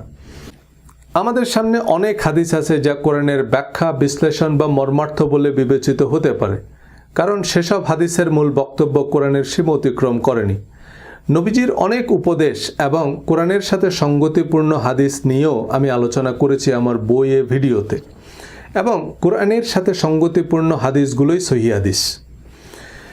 কিন্তু এই হাদিসগুলো বিবেচনায় নিয়ে আপনি যখনই হাদিসকে নিঃশর্ত অনুমোদন দিবেন, তখন দেখবেন অসংখ্য হাদিস এবং হাদিস ভিত্তিক সিদ্ধান্ত কোরআন বিরুদ্ধ, কোরআনের সাথে সামঞ্জস্যহীন এবং অতিরঞ্জন, ইসলামের মৌলিক নীতির পরিপন্থী। হাদিসের চোরাবালিতে ইসলাম অধ্যায়ে এমন কিছু হাদিস পাশাপাশি আলোচনা করেছি। নবীর সুন্নত বলতে যারা দাড়ি রাখা আর অবাঞ্ছিত লোম কাটা বোঝেন, তারা হাদিস না মানা বলতেও এসব কিছুই বোঝেন। আমি নবীর সুন্নত বলতে আজওয়া খেজুর বুঝি না। হাদিসও আমার আপত্তি আপনার হিজাব, নেকাব বা দাড়ি নিয়ে নয়। মিথ্যা হাদিস ছাপানো জালিয়াত চক্র আমাদের দাড়ি মোচের পক্ষে বিপক্ষে প্রতিযোগিতায় বসিয়ে দিলেও তাদের উদ্দেশ্য ভিন্ন। সূরা মায়দা 44 নং আয়াতে আল্লাহ বলছেন, আর যারা আল্লাহ যা নাজিল করেছেন তার মাধ্যমে বিচার বা ফয়সালা করে না তারাই কাফের। পরের আয়াতে বলেছেন, আর যারা আল্লাহ যা নাজিল করেছেন তার মাধ্যমে বিচার করে না তারাই জালেম। সূরা মায়দা 47 নং আয়াতে আবারও বলেছেন, আর আল্লাহ যা নাজিল করেছেন যারা তার মাধ্যমে বিচার ফয়সালা করে না তারাই ফাসেক বা পাপিষ্ঠ। তিনটি আয়াতে উল্লেখিত ইয়াহকুমের মূল শব্দ হুকুম। হুকুম শব্দটি বিদেশি শব্দ হিসাবে বাংলায় ব্যবহৃত হয়। মুখ্য মহানগর হাকিম। হাকিম মানে বিচারক, হুকুম মানে রায়। এ রায় হতে হবে কোরআনের দণ্ডবিধি মোতাবেক। এই আয়াতগুলোর যে কোনো অনুবাদ যে কোনো অমুসলিমকে দিলেও সে পরিষ্কার বলে দিতে পারবে এই আয়াতগুলোর অর্থ কী। এবার কোনো মুফাসসিরে কোরআনকে জিজ্ঞেস করেন যে মুরতাদ বা ধর্মত্যাগীর শাস্তি মৃত্যুদণ্ড, আল্লাহ বা নবী অবমাননার জন্য ফাঁসি বা মৃত্যুদণ্ডের বিধান কোরআনের কোন আয়াতে দেওয়া হয়েছে? ফাঁসি তো বহুদূর, কোরআন এগুলোকে শাস্তিযোগ্য অপরাধ কি বলেছে? কোরআনে যে অপরাধের নাম নিশানা নাই সে অপরাধের জন্য মৃত্যুদণ্ডের রায় যারা প্রণয়ন করলো উপরের আয়াত অনুযায়ী তারা কাফের হননি কেন? কারণ এগুলো তো কোরআনের কথা। কোরআন তো আপনি সরাসরি বুঝবেন না, হুজুর যেভাবে বুঝাবেন সেভাবে বুঝতে হবে। কারণ আল্লাহ তার রাসূলের অনুসরণ করো, আর ওলামারা রাসূলের খলিফা, খলিফারা যা বলবে তাই রাসূলের কথা। আলহামদুলিল্লাহ, এক রাসূল লোকান্তরে লক্ষ রাসূল ঘরে ঘরে। উহুদ, খন্দক সহ মুসলমানদের বিরুদ্ধে বেশিরভাগ যুদ্ধের সেনাপতি ছিলেন আবু সুফিয়ান। উহুদ যুদ্ধে মুসলমানদের নাজেহাল হতে হয়েছে খালিদ বিন ওয়ালিদের পাল্টা আক্রমণে। নবীজি সাল্লাল্লাহু আলাইহি সাল্লাম মক্কা বিজয়ের পর ঘোষণা দিলেন যারা আবু সুফিয়ানের ঘরে আশ্রয় নেবে তারা নিরাপদ। এই আবু সুফিয়ানের ছেলে হযরত মুয়াবিয়া কয়েক দশক মুসলিম বিশ্ব শাসন করেন। খালিদ বিন ওয়ালিদ মুসলিম জাহানের প্রধান সেনাপতির পদ পেয়েছেন।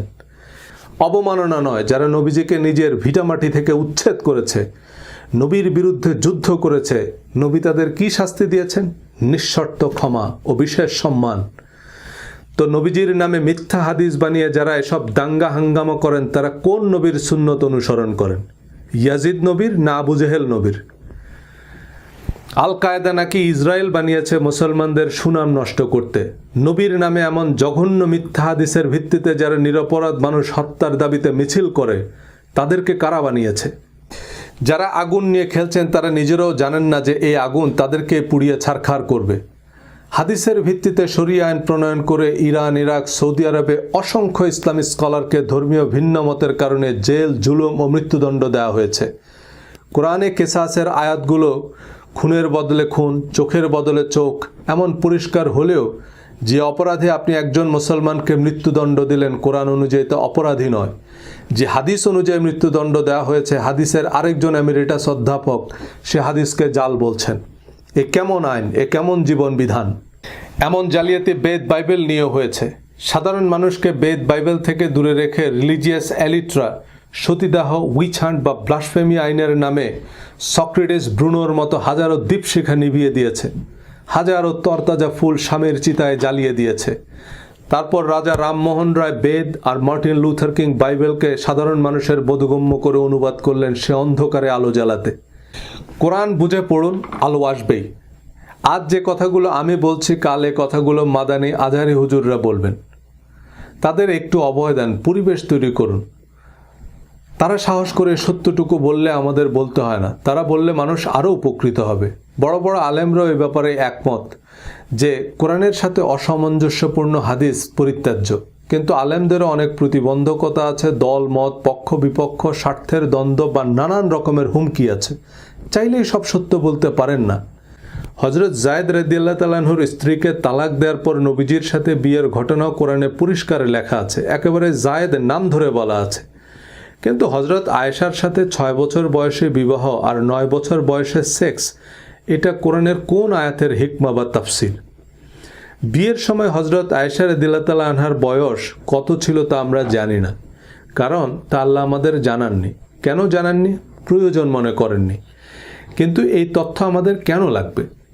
কিন্তু নাস্তিকদের লাগবে নবীর চরিত্র হনন করতে। হাদিসের নামে এমন অনেক বর্ণনাই নবীজির জন্য অবমাননাকর। আপনি তো অস্বীকার করতে পারবেন না, কারণ তা বুখারী শরীফের সহিহ হাদিস।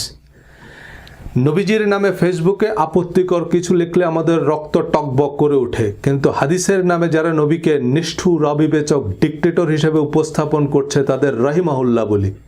মাঙ্কি ট্র্যাপ সম্পর্কে আপনারা অনেকেই হয়তো জানেন। বানর খালি হাত ঢুকাতে পারে এমন ছোট হোলওয়ালা একটা বাক্সে কিছু বাদাম রেখে দেয় শিকারীরা। বানর হাত ঢুকিয়ে বাদাম নেওয়ার পর আর মুষ্টিবদ্ধ হাত বের করতে পারে না। বলবেন বাদাম ছেড়ে দিলেই তো হয়, কিন্তু বানর বাদাম ছাড়ে না, কারণ এই সহজ বুদ্ধিখানা অতি চালাক বানরের নাই। এত বড় বড় মুহাদ্দিস, শাইখুল হাদিস, ইসলামী বিশ্ববিদ্যালয়ের অধ্যাপকরা কি কম জানেন?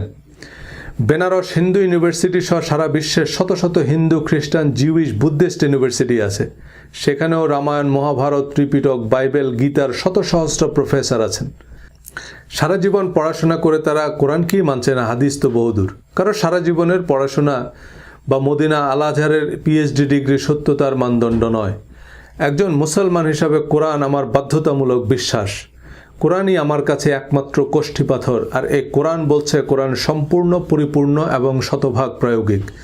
তাফসির, জীবনী, হাদিস বা ইতিহাস হিসাবে নবীজির যত আনঅফিশিয়াল স্টেটমেন্ট আছে তা ধর্মীয় বিধানের ভিত্তি হিসাবে বিবেচনার ক্ষেত্রে প্রধান এবং প্রথম মূলনীতি হচ্ছে তা অবশ্যই কোরআনের সাথে সঙ্গতিপূর্ণ হতে হবে। কোরআনের সাথে কন্ট্রাডিক্টরি হাদিস আবু জেহেলের হাদিস। হাদিসের পক্ষে সবচেয়ে শক্তিশালী যুক্তি হচ্ছে আমাদের প্রধান ইবাদত এবং বেহেশতের চাবি নামাজ। এই নামাজ আপনি হাদিস ছাড়া কিভাবে পড়বেন? কোরআনে তো এর বিস্তারিত বিবরণ নাই। এছাড়া কোরআনের কিছু অতিপ্রাকৃতিক বিষয় যেমন জিন, ফেরেশতা ইত্যাদি হাদিস ছাড়া কিভাবে ব্যাখ্যা করবেন? অর্থাৎ কোরআনের ব্যাখ্যা, বিশ্লেষণ, প্রায়োগিক জ্ঞান হিসাবে হাদিসকে মেনে নিতে বলা হচ্ছে। আমাদের পরিচিত প্রচলিত নামাজের প্রতিটা ধাপ বর্ণনার জন্য কোরআনের 8 থেকে 10টা আয়াতই যথেষ্ট। দিনে 50 রাকাত নামাজ পড়লেও প্রতি রাকাত একই রকম। সুতরাং 1 রাকাতের বিস্তারিত নিয়ম পাওয়া গেলেই বিষয়টা সহজ হয়ে যায়। আর যিনি বলছেন যে আমরা হাদিস অনুযায়ী নামাজ পড়ি, একটু জিজ্ঞেস করবেন যে আমরা কোন কোন হাদিস অনুযায়ী নামাজ পড়ি, সে হাদিসগুলো একটু দেখান। আমি কোরআনের ভিত্তিতে কথা বলি তাই অনেকে গোমরা হয়ে যাচ্ছেন। হাদিসের সালাত এবং আমাদের নামাজ শিরোনামে আলোচনা করলে আপনি হেলির ধূমকেতুর মতো গায়েব হয়ে যাবেন। 75 বছর লাগবে আপনাকে খুঁজে বের করতে। হাদিস অনুযায়ী আমরা নামাজ পড়ি না। নামাজকে কেন্দ্র করেই মুসলমানদের মধ্যে এত এত মাযহাব, উপমাযহাব। কারণ নবীজি কিভাবে নামাজ পড়েছেন তার পরস্পর বিরোধী লক্ষাধিক হাদিস আছে। নামাজের সকল বিবরণ দেওয়ার জন্য নবীজির একটা হাদিসই যথেষ্ট ছিল, এবং সে হাদিস হতে হবে জাতীয় সঙ্গীতের মতো। নামাজের মতো এত গুরুত্বপূর্ণ প্রধান ইবাদতের কনক্রিট কাঠামো আপনি হাদিসেও পাবেন না। আরবি সালাহ শব্দের একটি অর্থ হচ্ছে following someone or something closely, এবং আল মুসাল্লি মানে ছায়ার মতো, আনকাট ফলোয়ার। ঘোড়দৌড় প্রতিযোগিতায় যে ঘোড়া প্রথম হয় তাকে বলা হয় আস-সাবিক বা লিডার। আর দ্বিতীয় ঘোড়াকে বলা হয় আল মুসাল্লি, কারণ সে প্রথম ঘোড়ার ক্লোজেস্ট ফলোয়ার। সো কোরআনের কনটেক্সটে আকিমুসসালাহ মানে সর্বাবস্থায় কোরআন বা আল্লাহর বিধিনিষেধ ছায়ার মতো অনুসরণ করা। কোরআনের নিরবিচ্ছিন্ন অনুসরণ অর্থেই সালাত বেহেশতের চাবি। কিন্তু আমাদের জীবনে কোরআনের নিরবিচ্ছিন্ন অনুসরণ এবং সমাজে কোরআন প্রতিষ্ঠা কল্পনাতীত কঠিন, ধারণাতীত দুরূহ ব্যাপার। তাই আমরা আল্লাহর সাহায্য, দয়া ও অনুগ্রহ কামনা করি যেন আমরা বিশ্বাস ও সৎকর্মের অগ্নি পরীক্ষায় উত্তীর্ণ হতে পারি। একজন আমাকে সূরা বাকারা ৮৩ নং আয়াতের ছবি পাঠিয়েছেন সালাত কায়েমের অংশটুকু হাইলাইট করে। তোমরা আল্লাহ ছাড়া কারো ইবাদত করো না এবং সদাচরণ করবে পিতামাতা, আত্মীয় স্বজন, ইয়াতিম ও মিসকিনদের সাথে, আর মানুষকে উত্তম কথা বলো, সালাত কায়েম করো এবং যাকাত প্রদান করো। এই আয়াতের কনটেক্সট থেকে সহজেই আন্দাজ করা যায় এতিম মিসকিনের সাথে সদাচরণ, মানুষকে উত্তম কথা বলাকে আল্লাহ সালাতের চেয়ে অগ্রাধিকার দিয়েছেন। কিন্তু আমাদের ইসলামে এগুলো প্রয়োজনীয় স্তম্ভ নয়। এই আয়াতের অনেক ব্যাখ্যায় হাদিসও পাবেন। সর্বোত্তম মুসলমান হচ্ছে সে যে মানুষের সাথে উত্তম আচরণ করে। ইমাম নববী রহমতুল্লাহ আলাইহি রিয়াদুস সালেহিনে কোরআনের সাথে সঙ্গতিপূর্ণ সৎকর্মের হাদিসগুলো সংকলন করেছেন। এই হাদিসগুলোর সমস্যা হচ্ছে এগুলো নিয়ে মারামারি করা যায় না, ঝগড়া জমে না, আসর গরম হয় না। এই হাদিসগুলো নিয়ে নাস্তিকরাও আপত্তি করবে না। কিন্তু আমাদের তারাবি নামাজ কয় রাকাত, মাওলা আলী, ইমাম মাহাদির হাদিসের মতো ময়দান গরম করা হাদিস লাগবে, যেগুলো নিয়ে যুদ্ধ বাঁধিয়ে দেয়া যাবে। কোরআনের যে ধারণাগুলোর সাথে আমাদের প্রচলিত নামাজকে খুব সহজেই যুক্ত করা যায় তা হচ্ছে দোয়া। সূরা আত-তাওবা আয়াত ১০৩, ওয়াসাল্লি আলাইহিম ইন্নাস সালাতাকা সাকানুল লাহুম, আর তাদের জন্য দোয়া করো, নিশ্চয়ই তোমার দোয়া তাদের জন্য প্রশান্তিকর।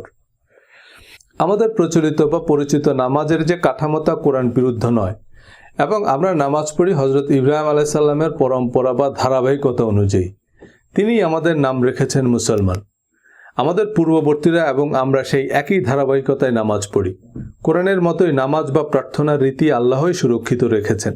নামাজ বা প্রার্থনা হচ্ছে আত্মশুদ্ধির পথ, আত্ম উন্নয়নের সিঁড়ি। এই সালাত বা প্রার্থনায় সবচেয়ে জরুরি হচ্ছে স্টেট অফ মাইন্ড।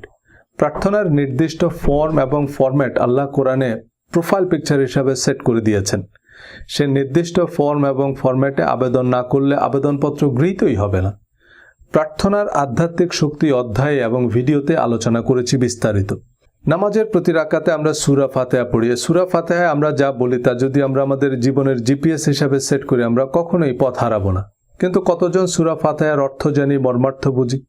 সূরা তাওবা ৬০ নং আয়াতে যাকাত ফরজ করা হয়েছে, কিন্তু এই আয়াতে যাকাত নয়, আল্লাহ সাদাকা বা দান শব্দটি ব্যবহার করেছেন। সাদাকাকে আমরা যাকাত বলছি। কেন বলছি? রোগ জটিল করতে। কোরআন যেটাকে ঈমান বলছে, আমরা সেটাকে আকীদা বলছি, সহি আকীদার দোকান খুলতে। সহি আকীদা শব্দটাই তো সহি নয়। আল্লাহ ঈমান বলেছে, ঈমান বা বিশ্বাসের তালিকাও দিয়েছেন। এর বাইরে নতুন নতুন বিশ্বাসের শর্ত জুড়ে পাইকারি হারে কাফের মোরতাদের ফতোয়া দেওয়ার লাইসেন্স কে দিল? আহলে কোরআন নামেও একটা লিমিটেড কোম্পানি আছে, এরা বেশিরভাগই কার্যত আহলে কোরআন না। আবার আহলে কোরআনকে ভ্রান্ত প্রমাণ করার সুবিধার্থে অনেকে তাদের হয়ে কিছু কল্পিত মতবাদ তৈরি করেছে, তাদের জল্পিত কল্পিত ইতিহাস তৈরি করেছে, তাদের ভ্রান্ত ভ্রষ্ট বিশ্বাসের ফিরিস্তি শোনাচ্ছেন। কোরআনের নামেও লিমিটেড কোম্পানি খোলার অনুমতি দেয় না। কোরআনের বরাত দিয়ে কে কি বলল তাকে নিয়ে আমার গবেষণা করার কি দরকার? আমার কাছে সত্য মিথ্যার পার্থক্যকারী কোরআন আছে। আপনি কোরআন খুলে দেখুন। কোরআনের উল্টা কথা বললে সে আহলে কোরআন নয়, আহলে আবু জেহেল। কিন্তু কোরআনের কথা বললে তাকে ভ্রান্ত বলাটা কি কোরআনকে প্রশ্নবিদ্ধ করা নয়? আহলে কোরআনের মতো লিমিটেড কোম্পানি হাদিসের নামেও আছে অসংখ্য। আহলে হাদিস বা আহলে সুন্নাহ মানে কোরআনের চেয়েও আরও বাড়তি কিছু করেন, কিন্তু বাস্তবে কোরআন বহির্ভূত কিছু রীতি রেওয়াজ নিয়ে মারামারি করলেও কোরআনের সাথে সঙ্গতিপূর্ণ হাদিস মানে না। কোরআনে বিশ্বাস ও সৎকর্মের যে তালিকা তা হাদিসও সমানুপাতিক গুরুত্বের সাথেই আলোচনা করা হয়েছে, কিন্তু আমাদের ধর্মচর্চায় সেসব হাদিসও অগ্রাধিকার পায়নি। ইমাম আবু হানিফা এবং নাসিরউদ্দিন আলবানী সহ অন্যান্য ইমামরাও বিশ্বাস ও সৎকর্মকে যথাযথ গুরুত্বের সাথেই আলোচনা করেছেন। এমনকি আমাদের আলেম ওয়াইজিনরাও তা গুরুত্বের সাথেই আলোচনা করেন, কিন্তু তা আমাদের মনোযোগ আকর্ষণ করে না। হাদিস, মাযহাব, তাফসির, মাহফিল, জীবন জিজ্ঞাসা যেখানেই যাই আমাদের প্রশ্ন আজওয়া খেজুরের ফজিলত, রোজার নিয়ত কি মাইকে করতে হবে না মুখে করলেও হবে, মহিলাদের প্রজেক্টরে ওয়াজ শোনা যাবে কিনা ইত্যাদি জীবনের সাথে সম্পর্কহীন বিষয়াদি। একজন কৃষক জানে যত তাড়াতাড়ি সে আগাছা চিহ্নিত করে তা উপড়ে ফেলতে পারবে ততই তা তার জন্য সাশ্রয়ী। কারণ আগাছা তার সার, সেচ, পরিচর্যায় ভাগ বসায় কিন্তু কোনো ফল দেয় না। শস্যের চেয়ে আগাছা আলাদা করতে এবং তা উপড়ে ফেলতে কৃষক বিশেষ ধরনের নিড়ানি ব্যবহার করে। ধর্মের আগাছা তুলতে সে অব্যর্থ নিড়ানি হচ্ছে কোরআন। আপনি তামাম জাহান ঘুরে যত সোনাদানাই সংগ্রহ করেন, দিন শেষে কোষ্ঠী পাথর হচ্ছে কোরআন। কোরআন বলবে সে সোনা আসল না নকল, 22 ক্যারেট না 24 ক্যারেট। অনেকে দাবি করেন আরবি ভাষা ব্যাকরণ না বুঝলে কোরআন যথাযথভাবে বোঝা সম্ভব নয়। ভালো কথা, তো সেই আরবি ভাষা ব্যাকরণ জানা আন্তর্জাতিক খ্যাতিসম্পন্ন মুফাসসিরে কোরআন আরবি তেলাওয়াত করে অতঃপর বাংলাতে তর্জমা করেই বোঝাবেন এবং আপনি শেষ পর্যন্ত ওই বাংলাটুকুই বুঝবেন। কোরআনের প্রসিদ্ধ অনুবাদ আরবি ভাষা ব্যাকরণ আনুষঙ্গিক বিষয়াদি জানা আলেমরাই করেছে। ইসলামিক ফাউন্ডেশনের কোরআন অনুবাদ ডক্টর মোহাম্মদ শহীদুল্লাহর মতো ভাষাবিদ, আল্লামা কাশগরির মতো বিজ্ঞ আলেমদের সমন্বয়ে গঠিত কমিটিই করেছে। ইংরেজি অনুবাদে বাজেট আরও বেশি, কিন্তু এক একজন এক এক রকম তাফসির, শানে নজুল, ইতিহাস যোগ করে সোজা জিনিসকে উল্টো বোঝাবে। সেটা না বুঝলে আবার মুরতাদ। কোরআন অনুযায়ী অভিজাত সুন্দর পোশাকই ইসলামী পোশাক। আল্লাহ বলেছেন, হে নবী আপনি বলুন, কি হারাম করেছে আল্লাহর সৌন্দর্য উপকরণ যা তিনি তার বান্দাদের জন্য সৃষ্টি করেছেন। আল্লাহ নবীকে বলতে বলেছেন, আর মুমিন নারীদেরকে বলো তারা যেন তাদের দৃষ্টি সংযত রাখে এবং তাদের প্রাইভেট পার্ট আবৃত রাখে। একই শব্দ, একই কথা পুরুষদের জন্য। মুমিন পুরুষদের বলো তারা যেন তাদের দৃষ্টি সংযত রাখে আর প্রাইভেট পার্ট আবৃত রাখে। এর অতিরিক্ত মহিলাদের ওড়না দিয়ে বুক ঢেকে রাখতে বলা হয়েছে আর একটা চাদর ঝুলিয়ে দিতে বলা হয়েছে আভিজাত্যের প্রতীক হিসাবে, যাতে তাদের অ্যাবিউজড করা না হয়। সূরা আহজাবে আল্লাহ বলেছেন এটা উত্তম যাতে তাদের চেনা যাবে যে তারা অভিজাত এবং স্বাধীন মহিলা, যাতে তারা অ্যাবিউজড বা বৈষম্যের শিকার হবে না। কিন্তু মাথাকে প্রাইভেট পার্ট বানানো, ওড়নাকে হিজাব আর চাদরকে নিকাব বানানোর জন্য দুনিয়ার তাফসির জড়ো করছি। কিন্তু এর আগের আয়াতে আল্লাহ বলেছেন, আর যারা মুমিন নরনারীকে তাদের কৃত কোনো অন্যায় ছাড়াই কষ্ট দেয়, নিশ্চয়ই তারা বহন করবে অপবাদ ও সুস্পষ্ট পাপ। এই দুই আয়াতের মধ্যেই কোনটা পাপ আর কোনটা সাধারণ সামাজিক গাইডলাইন, এটা বুঝতে কি আপনার আল আজহার ইউনিভার্সিটিতে পড়া লাগবে? কিন্তু পোশাক নিয়ে কোরআনের বক্তব্য তুলে ধরায় অনেক ধর্মপ্রাণ মানুষ অকথ্য ভাষায় গালাগাল করলেন, হত্যার হুমকিও দিয়েছেন। আমি কোরআনের কথাই বলেছি। আপনার বাড়ির কোরআন খুলে দেখুন, ভুল বললে রেফারেন্স সহ কমেন্ট করুন। খ্রিস্টানদের ক্রুশে যে যিশুর মূর্তি আছে তাতে যিশুর দাড়ি আছে। তার মানে দাড়ি যদি কোনো নির্দিষ্ট ধর্মের প্রতীক হয় তবে সবার আগে তা খ্রিস্ট ধর্মের প্রতীক। দাড়ির হাদিসগুলো পরস্পর বিরোধী। মুশরিকদের বিরোধিতা করো, দাড়ি বড় করো, গোঁফ ছোট করো। মুশরিকদেরও দাড়ি ছিল, তো দাড়ি রাখলে মুশরিকদের বিরোধিতা হয় কি করে? দাড়ি, বোরখার ভিডিও এবং ইসলামী পোশাক অধ্যায়ে বিস্তারিত রেফারেন্স সহ আলোচনা করেছি। কোরআন যেসব জিনিসকে হারাম বা ফরজ করেছে সে সম্পর্কে স্পষ্ট করেই হুররিমাত আলাইকুম, তোমাদের উপর হারাম করা হয়েছে, বা সুদকে হারাম করা হয়েছে, তোমাদের উপর রোজাকে ফরজ করা হয়েছে, তোমাদের জন্য হালাল করা হয়েছে, এমন শব্দ ব্যবহৃত হয়েছে। এছাড়া যেগুলো শাস্তিযোগ্য অপরাধ সেখানে পাপ কাজ, শয়তানের কাজ, শাস্তি, দুঃসংবাদ, জ্বলন্ত অগ্নিকুণ্ডে নিক্ষেপ করা এই জাতীয় শব্দ ব্যবহার করা হয়েছে। কিন্তু কোরআনের 3 চিমটি লবণের রেসিপিকে 3 কেজি লবণে পরিণত করে যে শরবত আমরা বানিয়েছি তা আমরাই গিলতে পারছি না। ভিন্ন ধর্মাবলম্বীদের সম্পর্কে কোরআন অধ্যায়ের আলোচনা মূলত সংশ্লিষ্ট ধর্মাবলম্বীদের উদ্দেশ্যে। ভিন্ন ধর্মাবলম্বীদের সম্পর্কে কোরআনের এই উদারনৈতিক বক্তব্যে অনেক অমুসলিমরাও কোরআনের প্রতি শ্রদ্ধা প্রদর্শন করে কমেন্ট করলেও অনেকে কোরআনের সেই আয়াতগুলোকে বাতিল বলে দিয়েছেন। কোরআনের কিছু আয়াত মনসুখ বা বাতিল এটা বিশ্বাস না করলেও নাকি আপনি কাফের। তবে কোরআনের কয়টা আয়াত মনসুখ হয়েছে তা নিয়ে ফুকাহায়ে কেরামদের মধ্যে মতভেদ আছে। তাতে 6 থেকে 600 আয়াত বাতিল হয়েছে বলে মত আছে। পছন্দ অনুযায়ী কোরআনের নির্দিষ্ট আয়াতকে বাতিল এবং সুবিধা মাফিক নবীজের বাণী ছাপানোর টাকশাল যার কাছে আছে তিনি তো স্পাইডারম্যানের চেয়েও ক্ষমতাধর। পশ্চিমে ইসলাম বিরোধী প্রচারণা যেমন রাজনৈতিক এবং অর্থনৈতিক কারণে ইহুদি খ্রিস্টান বিরোধী প্রচারণাও একই উদ্দেশ্যে। কোরআন ইহুদি খ্রিস্টান সহ সকল আহলে কিতাবকে মুসলিম বলেছে এবং বিশ্বাস ও সৎকর্মের শর্তে জান্নাতের প্রতিশ্রুতি দিয়েছে। আল্লাহ বলেছেন, ইব্রাহিম ইহুদিও ছিল না, খ্রিস্টানও ছিল না, সে ছিল একনিষ্ঠ মুসলিম। ঈসা আলাইসাল্লাম নিজেকে খ্রিস্টান বলেনি, মুসা আলাইসাল্লাম নিজেকে একবারও ইহুদি বলেনি, আমাদের নবীজিও নিজেকে শিয়া, সুন্নি বা সুফি বলেননি। সকল নবীরা নিজেদের মুসলিম বলে পরিচয় দিয়েছেন। আল্লাহ আমাদেরকে ইহুদি, খ্রিস্টান, হিন্দু, বৌদ্ধ, শিয়া, সুন্নি, আফ্রিকান, আমেরিকান এসব লিমিটেড কোম্পানির সদস্য হিসাবে চিনেন না। তিনি আমাদের ভিন্ন ভিন্ন জাতিতে সৃষ্টি করেছেন যাতে আমরা একে অপরকে চিনতে পারি, কিন্তু আমাদের বিবেচনা করবেন আমাদের বিশ্বাস ও সৎকর্ম অনুযায়ী। এই অধ্যায়ে আমরা বিভিন্ন ধর্মাবলম্বীদের সম্পর্কে কোরআনের বক্তব্য তুলে ধরব, যা মুসলিম অমুসলিম অনেকের কাছেই বেশ অপরিচিত মনে হবে। কারণ ধর্মের নামে বিভাজন, বিভক্তি, রক্তপাত যাদের পকেট ভারী করছে, তারা কোরআন বহির্ভূত বিভিন্ন উদ্ভট বক্তব্য একপেশে তথ্য উপত্য জোগাড় করে আমাদের একে অপরের মুখোমুখি দাঁড় করাতেই তৎপর। হিন্দু শব্দটা ধর্মীয় পরিচয় নয়, এটা ভৌগোলিক পরিচিতি। প্রচলিত হিন্দু ধর্ম সম্পর্কে কোরআনে স্পষ্ট বর্ণনা নেই। তারা সাবিন হিসাবে বিবেচিত কিনা তা আল্লাহই ভালো জানেন। তবে যারাই স্রষ্টা পরকালে বিশ্বাস করে এবং সৎ কাজ করে, কোরআন অনুযায়ী তারা উত্তীর্ণ। আর ধর্মের ভুল চর্চা বা শিরক, কুফরি, মুনাফিকে খুঁজতে আমাদের হিন্দু বাড়িতে যেতে হবে না। ইসলাম ধর্মেরই এমন হাজারো ভার্সন আছে যা দেখলে আপনিও বলবেন, ভাই আবার কেমন ধর্ম। এই কিম্ভূত কিমাকার ইসলামের সাথে কোরআনের কোনো সম্পর্ক নেই। কোরআন ভিন্ন ধর্মাবলম্বীদের সাথে ন্যায়সঙ্গত আচরণের নির্দেশ দিয়েছে। হিন্দু, মুসলমান, ইহুদি, খ্রিস্টান এসব বিভাজন প্রকৃতপক্ষে ধর্মীয় কারণে নয়, বরং রাজনৈতিক, অর্থনৈতিক কারণে। নাস্তিকদের মধ্যে যারা ধর্মকে বিদ্রূপ, উপহাস বা নবী রাসূলদের সম্পর্কে অবমাননাকর কথাবার্তা বলা বা লেখাকে মুক্ত চিন্তা মনে করেন, তাদের সাথে ধর্মীয় চরমপন্থীদের কোনো পার্থক্য নেই। নিউজিল্যান্ডের মসজিদে নিরীহ মুসলিমদের হত্যাকারী এবং এমন উগ্র বর্ণবাদী ধর্মবিদ্বেষীরা আল কায়দা বা আইএসএসের মতোই খুনি, সন্ত্রাসী। সবার উপরে মানুষ সত্য বাণী প্রচারের ক্ষেত্রে এটা মাথায় রাখতে হবে যে ধর্মবিশ্বাসীরাও মানুষ। তাদের সাথে ধর্মবিশ্বাসে ভিন্নমত সত্ত্বেও তাদের ভালোবাসতে না পারলে তা মানব ধর্ম নয়, ঘৃণা বা সন্ত্রাস ধর্ম।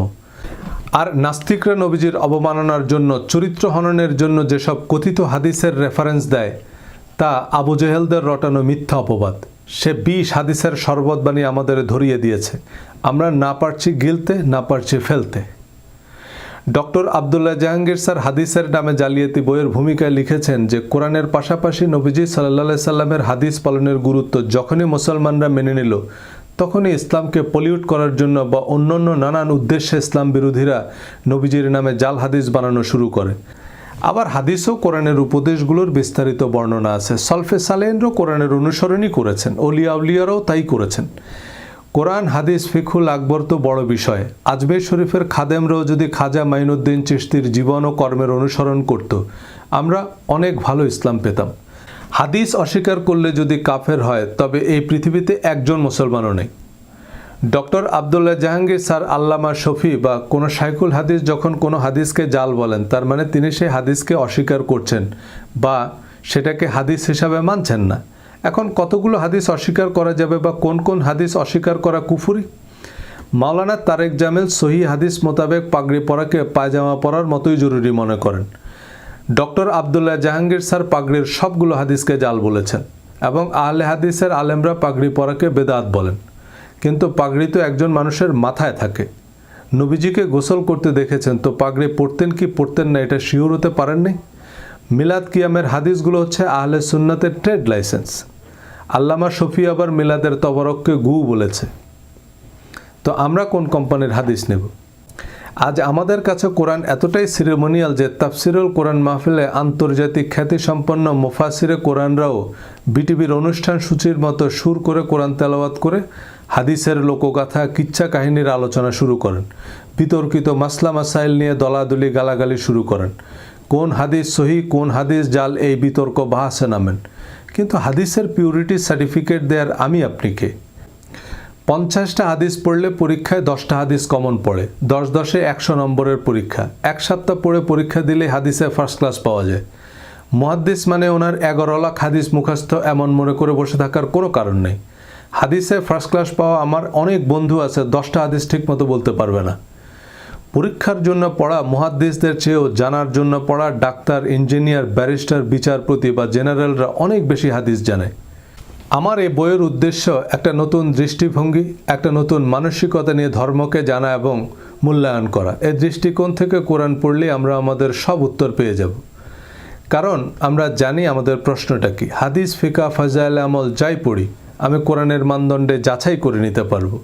ইসলামের ইতিহাস, নবীজি ও সাহাবীদের জীবনী যাই পড়ি আমি বুঝতে পারবো কোনটা বিশ্বাস করব আর কোনটা চ্যালেঞ্জ করব। হাদিসে খুঁজলেও দেখবেন প্রচলিত পোশাকি রীতি রেওয়াজ নয়, বিশ্বাস ও সৎকর্ম ইসলাম ধর্মের প্রধান ভিত্তি। বিশ্বাস ও সৎকর্মই নবীজির প্রকৃত সুন্নাহ। আমি যদি হাদিস ভিত্তিক ভিডিও বানানো শুরু করি তখন দেখবেন হাদিসের সাথেও আমাদের ধর্মের কোনো সম্পর্ক নাই। নবীর সুন্নাহ কি বলার কথা কি বলছি অধ্যায়ে বিস্তারিত আলোচনা করেছি।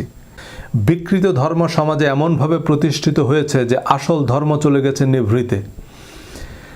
হাদিসকে কোরআনের মতো শরিয়ার উৎস বানানো শিয়া সুন্নি সহ অসংখ্য দল উপদলে বিভক্তির অন্যতম কারণ নবীজি সাল্লাল্লাহু আলাইহি সাল্লামের বিদায় হজ ও গাদিরে খুমের ভাষণ। বিদায় হজ্জের ভাষণে নবীজি সাল্লাল্লাহু আলাইহি সাল্লাম বলেছেন, আমি তোমাদের জন্য দুটি জিনিস রেখে যাচ্ছি, দুটি জিনিস আঁকড়ে ধরলে তোমরা পথভ্রষ্ট হবে না। একটি হচ্ছে আল্লাহর কিতাব, আরেকটি হচ্ছে আমার সুন্নাহ বা হাদিস। ধর্মপ্রাণ মুসলমান ও মাদ্রাসার ছাত্ররা এই হাদিস জাতীয় সঙ্গীতের চেয়েও বেশিবার শুনেছেন। হাদিসের এই জাতীয় সঙ্গীত সিয়ায়ে সিত্তা অর্থাৎ হাদিসের 6 প্রসিদ্ধ কিতাব বুখারী, মুসলিম, তিরমিজি, আবু দাউদ, নাসাই, ইবনে মাজার কোনো কিতাবে নাই। এমনকি মুসনাদ আহমদ, বাইহাকি, সহিহ ইবনে হিব্বান ও দারিমি শরীফের মতো হাদিস গ্রন্থেও নাই। বরং সহিহ মুসলিমের বর্ণনা অনুযায়ী আমি তোমাদের মাঝে একটি জিনিস রেখে যাচ্ছি যা দৃঢ়ভাবে আঁকড়ে ধরলে তোমরা পথভ্রষ্ট হবে না, আর তা হচ্ছে আল্লাহর কিতাব। সুনান আবু দাউদের বর্ণনা, আমি তোমাদের মধ্যে একটি বিশেষ বস্তু রেখে যাচ্ছি, আমার পর যদি তোমরা তা মজবুতভাবে ধারণ করো তবে তোমরা কখনো গোমরাহ হবে না, আর তা হচ্ছে আল্লাহর কিতাব। আল্লাহর কিতাবের সাথে নবী পরিবারের অনুসরণের কথা আছে, তবে তা গাদিরে খুমের ভাষণ, বিদায় হজের ভাষণ নয়, যা শিয়ারা ঈদুল গাদির নামে প্রতি বছর উদযাপন করলেও সুন্নিরা গাদিরে খুমের হাদিস মানে না। হাদিসের সত্যতা নির্ণয়ের নাকি বিজ্ঞানসম্মত পদ্ধতি আছে যা মদিনা ইউনিভার্সিটিতে পড়ানো হয়, যদিও এই বিজ্ঞান তেহরান ইউনিভার্সিটিতে গিয়ে অজ্ঞান হয়ে আছে। 2 ইউনিভার্সিটির সহিহ হাদিসের তালিকা আলাদা। সর্বপ্রথম ইমাম মালিক হাদিস সংরক্ষণের সফল ও আনুষ্ঠানিক উদ্যোগ নেন। তিনি মদিনার অধিবাসী ছিলেন, 93 হিজরিতে জন্ম, অর্থাৎ নবীজির ইন্তেকালের 83 বছর পর জন্ম। তিনি প্রায় 1 লক্ষ হাদিস সংগ্রহ করেছেন। এই 1 লক্ষ হাদিস থেকে যাচাই বাছাই করে 1800 হাদিস মুয়াত্তায় স্থান দিয়েছেন। বাকি 98,000 হাদিসকে তার মিথ্যা ও বানোয়াট মনে হয়েছে। নবীজির ইন্তেকালের প্রথম শতকেই সাহাবী তাবিঈদের যুগে খোদ মদিনাতেই যদি 1800 হাদিসের বিপরীতে লক্ষাধিক বানোয়াট কথা রটতে পারে, সলফে সালেহিনরাই রটাতে পারে, তো 1500 বছর পর ঢাকা বা নিউ ইয়র্কের অবস্থা কি হতে পারে? হিজরি 80 সালে জন্মগ্রহণকারী সর্বকালের অন্যতম শ্রেষ্ঠ ইসলামিক স্কলার ইমাম আজম আবু হানিফা বয়সে ইমাম মালিকের 13 বছরের বড়। সমসাময়িক কালের মানুষ হলেও হাদিসের গ্রহণযোগ্যতা নিয়ে এই দুইজন জগৎ বিখ্যাত ইসলামী পণ্ডিতের দ্বিমত স্পষ্ট। এই দ্বিমতের কারণেই হানাফি ও মালিকি দুটি ভিন্ন সুন্নি মাযহাবের সৃষ্টি হয় ইসলামের প্রথম শতকেই। ইমাম আহমদ ইবনে হাম্বল ইমাম আবু হানিফা ও ইমাম মালিকের ছাত্র ছিলেন, কিন্তু তার সংকলিত মুসনাদ আহমদ ইবনে হাম্বলে প্রকাশনী ভেদে 27,000 থেকে 40,000 হাদিস আছে, যার অন্তত 80% হাদিস ইমাম মালিক ও ইমাম আবু হানিফা হাদিস বলেই গণ্য করেননি। ইমাম শাফি ও ইমাম মালিকের ছাত্র ছিলেন, কিন্তু বলা বাহুল্য তার সহিহ হাদিসের তালিকা তার সমসাময়িক কালে 3 জন জগৎশ্রেষ্ঠ ইমামের চেয়ে ভিন্ন ছিল। এই প্রধান 4টি মাযহাব ছাড়াও অসংখ্য ক্ষুদ্র ও মাঝারি লিমিটেড কোম্পানি আছে ইসলামে, যার পুঁজি এ হাদিস সহিহ, এ হাদিস জাল। একই সময়ে একই পদ্ধতিতে সহিহ হাদিসের গ্রন্থ প্রণয়নের উদ্যোগ নেন সর্বকালের অন্যতম সেরা 2 মুহাদ্দিস ইমাম বুখারী ও তার ছাত্র ইমাম মুসলিম। কেবলমাত্র সহিহ হাদিসের সংকলন বিধায় বুখারী ও মুসলিম শরীফের শুরুতে সহিহ শব্দটা জুড়ে দেওয়া হয়। সহিহ মুসলিমে প্রায় 12,000 হাদিস আছে, যাতে 4,000 ইউনিক হাদিস। বুখারী শরীফে 7,000 হাদিস থেকে পুনরাবৃত্তি বাদ দিলে ইউনিক হাদিস আছে 2230টি। ইমাম মুসলিম প্রায় 600 রাবির হাদিস গ্রহণ করেছেন, যাদের ইমাম বুখারী বিশ্বস্ত বলে গণ্য করেননি। ইমাম বুখারীর হাদিসের সত্যতা যাচাইয়ের যে পদ্ধতি ছিল তা ছিল মূলত ইস্তেখারা বা ধ্যান বা স্বপ্নযোগে প্রাপ্ত সিদ্ধান্ত কি বিজ্ঞানসম্মত বা গ্রহণযোগ্য এভিডেন্স? ধ্যান বা স্বপ্নের বৈজ্ঞানিক ব্যাখ্যা থাকতে পারে, কিন্তু কারোর স্বপ্নে দেখা সাক্ষ্যের উপর কোনো বিচারিক সিদ্ধান্ত নেওয়া যায়? জগৎশ্রেষ্ঠ হাদিস বিশারদ ইমাম মুসলিম 6-7 লক্ষ হাদিস যাচাই বাছাই করে 12,000 সহিহ হাদিসের যে তালিকা চূড়ান্ত করেছেন, তার সতীর্থ ইমাম তিরমিজি, ইমাম নাসাই এবং শিক্ষক ইমাম বুখারী সে তালিকার কয়েক হাজার হাদিসকে হাদিস বলেই গণ্য করছেন না। তিরমিজি, নাসাই, আবু দাউদ বা ইবনে মাজাহ 4টি হাদিস গ্রন্থকে সহিহ হাদিস গ্রন্থ বলছেন এখনকার গ্যারান্টাররা, কিন্তু খোদ ইমাম তিরমিজি, নাসাই, ইমাম হাম্বল তাদের কিতাবকে সহিহ হাদিসের কিতাব বলেননি। মুসনাদ আহমদ, মুয়াত্তা মালিকের অনেক হাদিস সংশ্লিষ্ট ইমামরাই জাল বা মুরসাল হিসাবে তালিকাভুক্ত করেছেন। যে এই হাদিসটি হাদিস হিসাবে প্রতিষ্ঠিত হলেও এটি আসলে হাদিস নয়, এমন অনেক আরবি প্রবাদ, প্রবচন, খনার বচন এবং জাহেলি যুগের বহু কুসংস্কার নবীজির নামে চালু হয়ে গেছে। অনেক ইমাম মুহাদ্দিসরা জাল হাদিসগুলো তাদের কিতাবে উল্লেখ করেছেন এটা বোঝাতে যে এগুলো নবীজির হাদিস নয়, কিন্তু সে গুজব আবার মুসনাদ আহমদের হাদিস হিসাবে প্রতিষ্ঠিত। মুঘল সম্রাট আওরঙ্গজেব আলমগীরের নির্দেশে ফতোয়া আলমগীরি সংকলিত হয়, যা ছিল মূলত তৎকালীন মুঘল সরকারের রাষ্ট্রীয় আইন। এখন হানাফি মাযহাবের অনেক আলেম ফতোয়া আলমগীরির ভিত্তিতে ফতোয়া দেয়। এখানেই হচ্ছে সমস্যাটা। ফিকহুল আকবর ফতোয়া আলমগীরি ইসলাম ধর্ম নয়। ফতোয়া আলমগীরিকে বেদাতের এনসাইক্লোপিডিয়া বললে আহলে হাদিসের লোকেরা খুব খুশি হবেন। আমি আন্তর্জাতিক সম্পর্কের ছাত্র। আন্তর্জাতিক সম্পর্কের ইতিহাসে 1919 সালের আগের কিছু পড়ানো হয় না। 1919 সালের প্রথম বিশ্বযুদ্ধ শেষ হয়। প্রথম বিশ্বযুদ্ধের আগের পৃথিবীর সাথে এখনকার পৃথিবীর কোনো সম্পর্ক নেই। তার আগের ইতিহাস উপন্যাসের মতো আনন্দের খোরাক হতে পারে, কিন্তু এখনকার পৃথিবীতে তার কোনো প্রভাব নেই। পৃথিবীর মানচিত্রই বদলে গেছে। আপনি সেই বল্লাল সেন, লক্ষণ সেন, চেঙ্গিস খানের ইতিহাস কাম না থাকলে পড়তে পারেন, কিন্তু এগুলো এখনকার পৃথিবীতে গল্প উপন্যাসের চেয়ে বেশি কিছু নয়। একইভাবে যারা ইসলাম প্রতিষ্ঠার নামে আব্বাসীয়, ওসমানী বা উমাইয়া শাহ প্রশাসনের আইন হুবহু বাস্তবায়ন করতে চান, কিছু পোশাকি রীতি রেওয়াজ প্রতিষ্ঠা করতে চান, তারা ইসলাম প্রতিষ্ঠার পথকে দুর্গম করে তুলেছেন। ইমাম আবু হানিফা, ইমাম মালিকের মতো স্কলাররা এখনকার বেশিরভাগ মুফতি মুহাদ্দিসদের মতো নিধিরাম সর্দার ছিলেন না। তারা রাষ্ট্রের নীতি নির্ধারক ছিল। তারা তাদের সময়ের সেরা রাষ্ট্রবিজ্ঞানী, সমাজবিজ্ঞানীও ছিল। তারা তখনকার রাষ্ট্র বিশ্ব ব্যবস্থার প্রয়োজন অনুযায়ী কোরআন ভিত্তিক আইন প্রণয়ন করেছে। তাদের নামেও অসংখ্য মিথ্যা ফতোয়া বানিয়েছে জালিয়াত চক্র। তাই সেসব আইন যারা এখনকার সমাজ বা রাষ্ট্রে অবিকল প্রয়োগ করতে চান, তারা নিজেরাও জানে না তারা কি বলছে। এখন দ্বিতীয়ার্ধের খেলা চলছে। আগের গোল পোস্টে গোল দিলে তা আত্মঘাতী গোল হবে। এই আত্মঘাতী গোলই দিচ্ছেন আমাদের সুপারস্টাররা। এই কিং কর্তব্য বিমূঢ় শরিয়া আইনকে ইসলাম হিসাবে প্রতিষ্ঠা করা ইসলাম নতুন প্রজন্মের কাছে গেলার অযোগ্য ঢেকিতে পরিণত হয়েছে। প্রচণ্ড ধর্মপ্রাণ মানুষও ধর্মনিরপেক্ষতাকেই বিজ্ঞানসম্মত মনে করে। তারাও ইসলামী দলের ম্যানিফেস্টোতে ভরসা রাখতে পারে না। বিস্তারিত রেফারেন্স সহ আমার বই আলোচনা করেছি। আল্লাহর বিধান আর মানুষের বিধানের পার্থক্য বুঝতে বইটি আপনাকে সাহায্য করবে। কিন্তু বিষয়গুলো এতই হিজিবিজি যে ঘুরে ফিরে আবার সেই একই প্রশ্ন। তাই বইটির রেফারেন্স হিসাবে হাতের কাছে রাখবেন। কারোর সাথে তর্কে জেতার দরকার নেই। হাদিস, তাফসির, ইতিহাস, উপন্যাস সবই পড়বেন, সবার আলোচনায় শুনবেন, কিন্তু আপনি বুঝতে পারবেন যে কোন পানি পান করবেন আর কোন পানি কৃষিকাজে ব্যবহার করবেন। আমার কথা শুনে যিনি বিভ্রান্ত হচ্ছেন তিনি বিভ্রান্তই।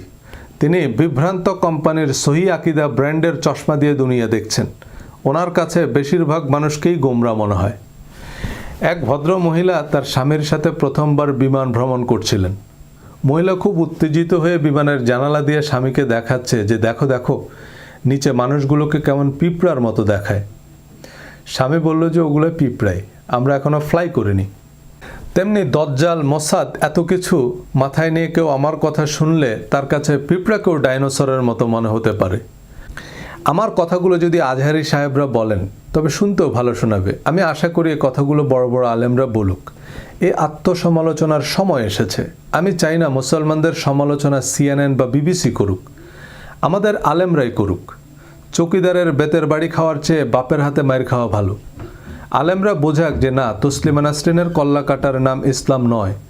তসলিমা নাসরিনের প্রথম বই প্রকাশের পর আল্লামা শফি যদি তসলিমার বাড়িতে দৌড়ে যেত, নবীর পথে কাটা দেওয়া বুড়ির মতো তসলিমা নাসরিন দ্বিতীয় বই লেখার কোনো কারণ খুঁজে পেত না। আসাদ নূর একবার আমার একটা ভিডিও দেখে মেসেঞ্জারে আমার সাথে প্রায় 2 ঘন্টা কথা বলেছে। এই 2 ঘন্টায় আমার একবারও মনে হয়নি যে এই ছেলেটা নাস্তিক। সে উল্টা আমাকে ধর্মের উপযোগিতা বুঝাচ্ছে। আমার সাথে সে নিজে থেকেই ওয়াদা করেছে যে ভাই, আমি আল্লাহ, নবীজি আর কোরআনের নামে আর আজেবাজে কথা বলবো না। তবে ধর্ম ব্যবসার বিরুদ্ধে আমি কথা বলবো। আপনাদের হাদিসে আসাদ নূর আর তসলিমা নাসরিনের ক্ষমা নাই। পাকিস্তানের এক ফুলব্রাইট স্কলার বিশ্ববিদ্যালয় শিক্ষককে ফেসবুকে ধর্ম অবমাননার দায়ে মৃত্যুদণ্ড দেওয়া হয়। তার পক্ষে মামলা লড়ায় তার আইনজীবীকে গুলি করে হত্যা করে। কিন্তু আবু জেহেলের পুত্র ইকরিমা বদর উহুদ যুদ্ধে তো অনেক সাহাবীকে হত্যা করেছেই, মক্কা বিজয়ের সময়ও হারামের সীমানায় অর্থাৎ যুদ্ধ নিষিদ্ধ এলাকায় মুসলমানদের উপর ইকরিমা ব্যর্থ আক্রমণ করে। আবু সুফিয়ান সহ মক্কার সকল কাফেররা সাধারণ ক্ষমা পেলেও ইকরিমার মৃত্যুদণ্ডের রায় দেয়া হয় যুদ্ধ অপরাধের দায়ে। ইকরিমা মক্কা থেকে পালিয়ে যায়। তার স্ত্রী এসে তার হয়ে নবীজির কাছে ক্ষমা চাইলে নবীজি ইকরিমাকে মক্কায় ফিরে আসতে বলেন। ইকরিমাকে ফিরে আসতে দেখে নবীজি সবাইকে বললেন, ইকরিমা ইবনে আবু জেহেল আসছে, তোমরা তার সামনে তার বাবাকে গালি দিও না। হযরত ইকরিমা রাদিয়াল্লাহু তাআলা আনহু নবীজির এই অবিশ্বাস্য ক্ষমায় অভিভূত হয়ে বললেন, ইয়া রাসূলুল্লাহ, আমি ওয়াদা করছি ইসলামের বিরুদ্ধে আমি যত শক্তি আর অর্থ ব্যয় করেছি, ইসলামের প্রতিষ্ঠায় আমি তার দ্বিগুণ করব। রোমান সাম্রাজ্যের বিরুদ্ধে ইয়ারমুকের মহাযুদ্ধে সেনাপতি খালেদ বিন ওয়ালিদ যখন পিছু হাঁটার সিদ্ধান্ত নিলেন, হযরত ইকরিমা বললেন, আল্লাহ রাসূলের সাথে আমার কিছু ওয়াদা আছে। সেনাপতি খালেদ বিন ওয়ালিদের হুঁশিয়ারি অগ্রাহ্য করে হযরত ইকরিমা দুর্ধর্ষ রোমান সৈন্যদের দুর্ভেদ্য চক্র ভেদ করেন। অতিমানবের মতো লড়াই করে প্রতাপশালী রোমানদের বিরুদ্ধে মুসলমানদের জিতিয়েছেন হযরত ইকরিমা ইবনে আবু জেহেল। ইকরিমার মতো ২০ বৃক্ষকে যিনি দেবদূতে পরিণত করতে পারেন, পৃথিবীর ইতিহাসে তার চেয়ে শক্তিমান নেতা আর কে? ভিন্ন মত সত্ত্বেও তাদের মঙ্গল কামনা করতে পারাই সৎকর্ম। ইকরিমার মতো জঘন্য যুদ্ধাপরাধীকে নিঃশর্ত ক্ষমা ও উপযুক্ত মর্যাদা দিতে পারাই নবীর সুন্নাহ। এই বিশ্বাস ও সৎকর্মের দুর্গম গিরিপথ অতিক্রম করতে আল্লাহ আমাদের সহায় হন এবং আমাদের সৌভাগ্যবানদের অন্তর্ভুক্ত করুন। সবাইকে ধন্যবাদ। আসসালামু আলাইকুম।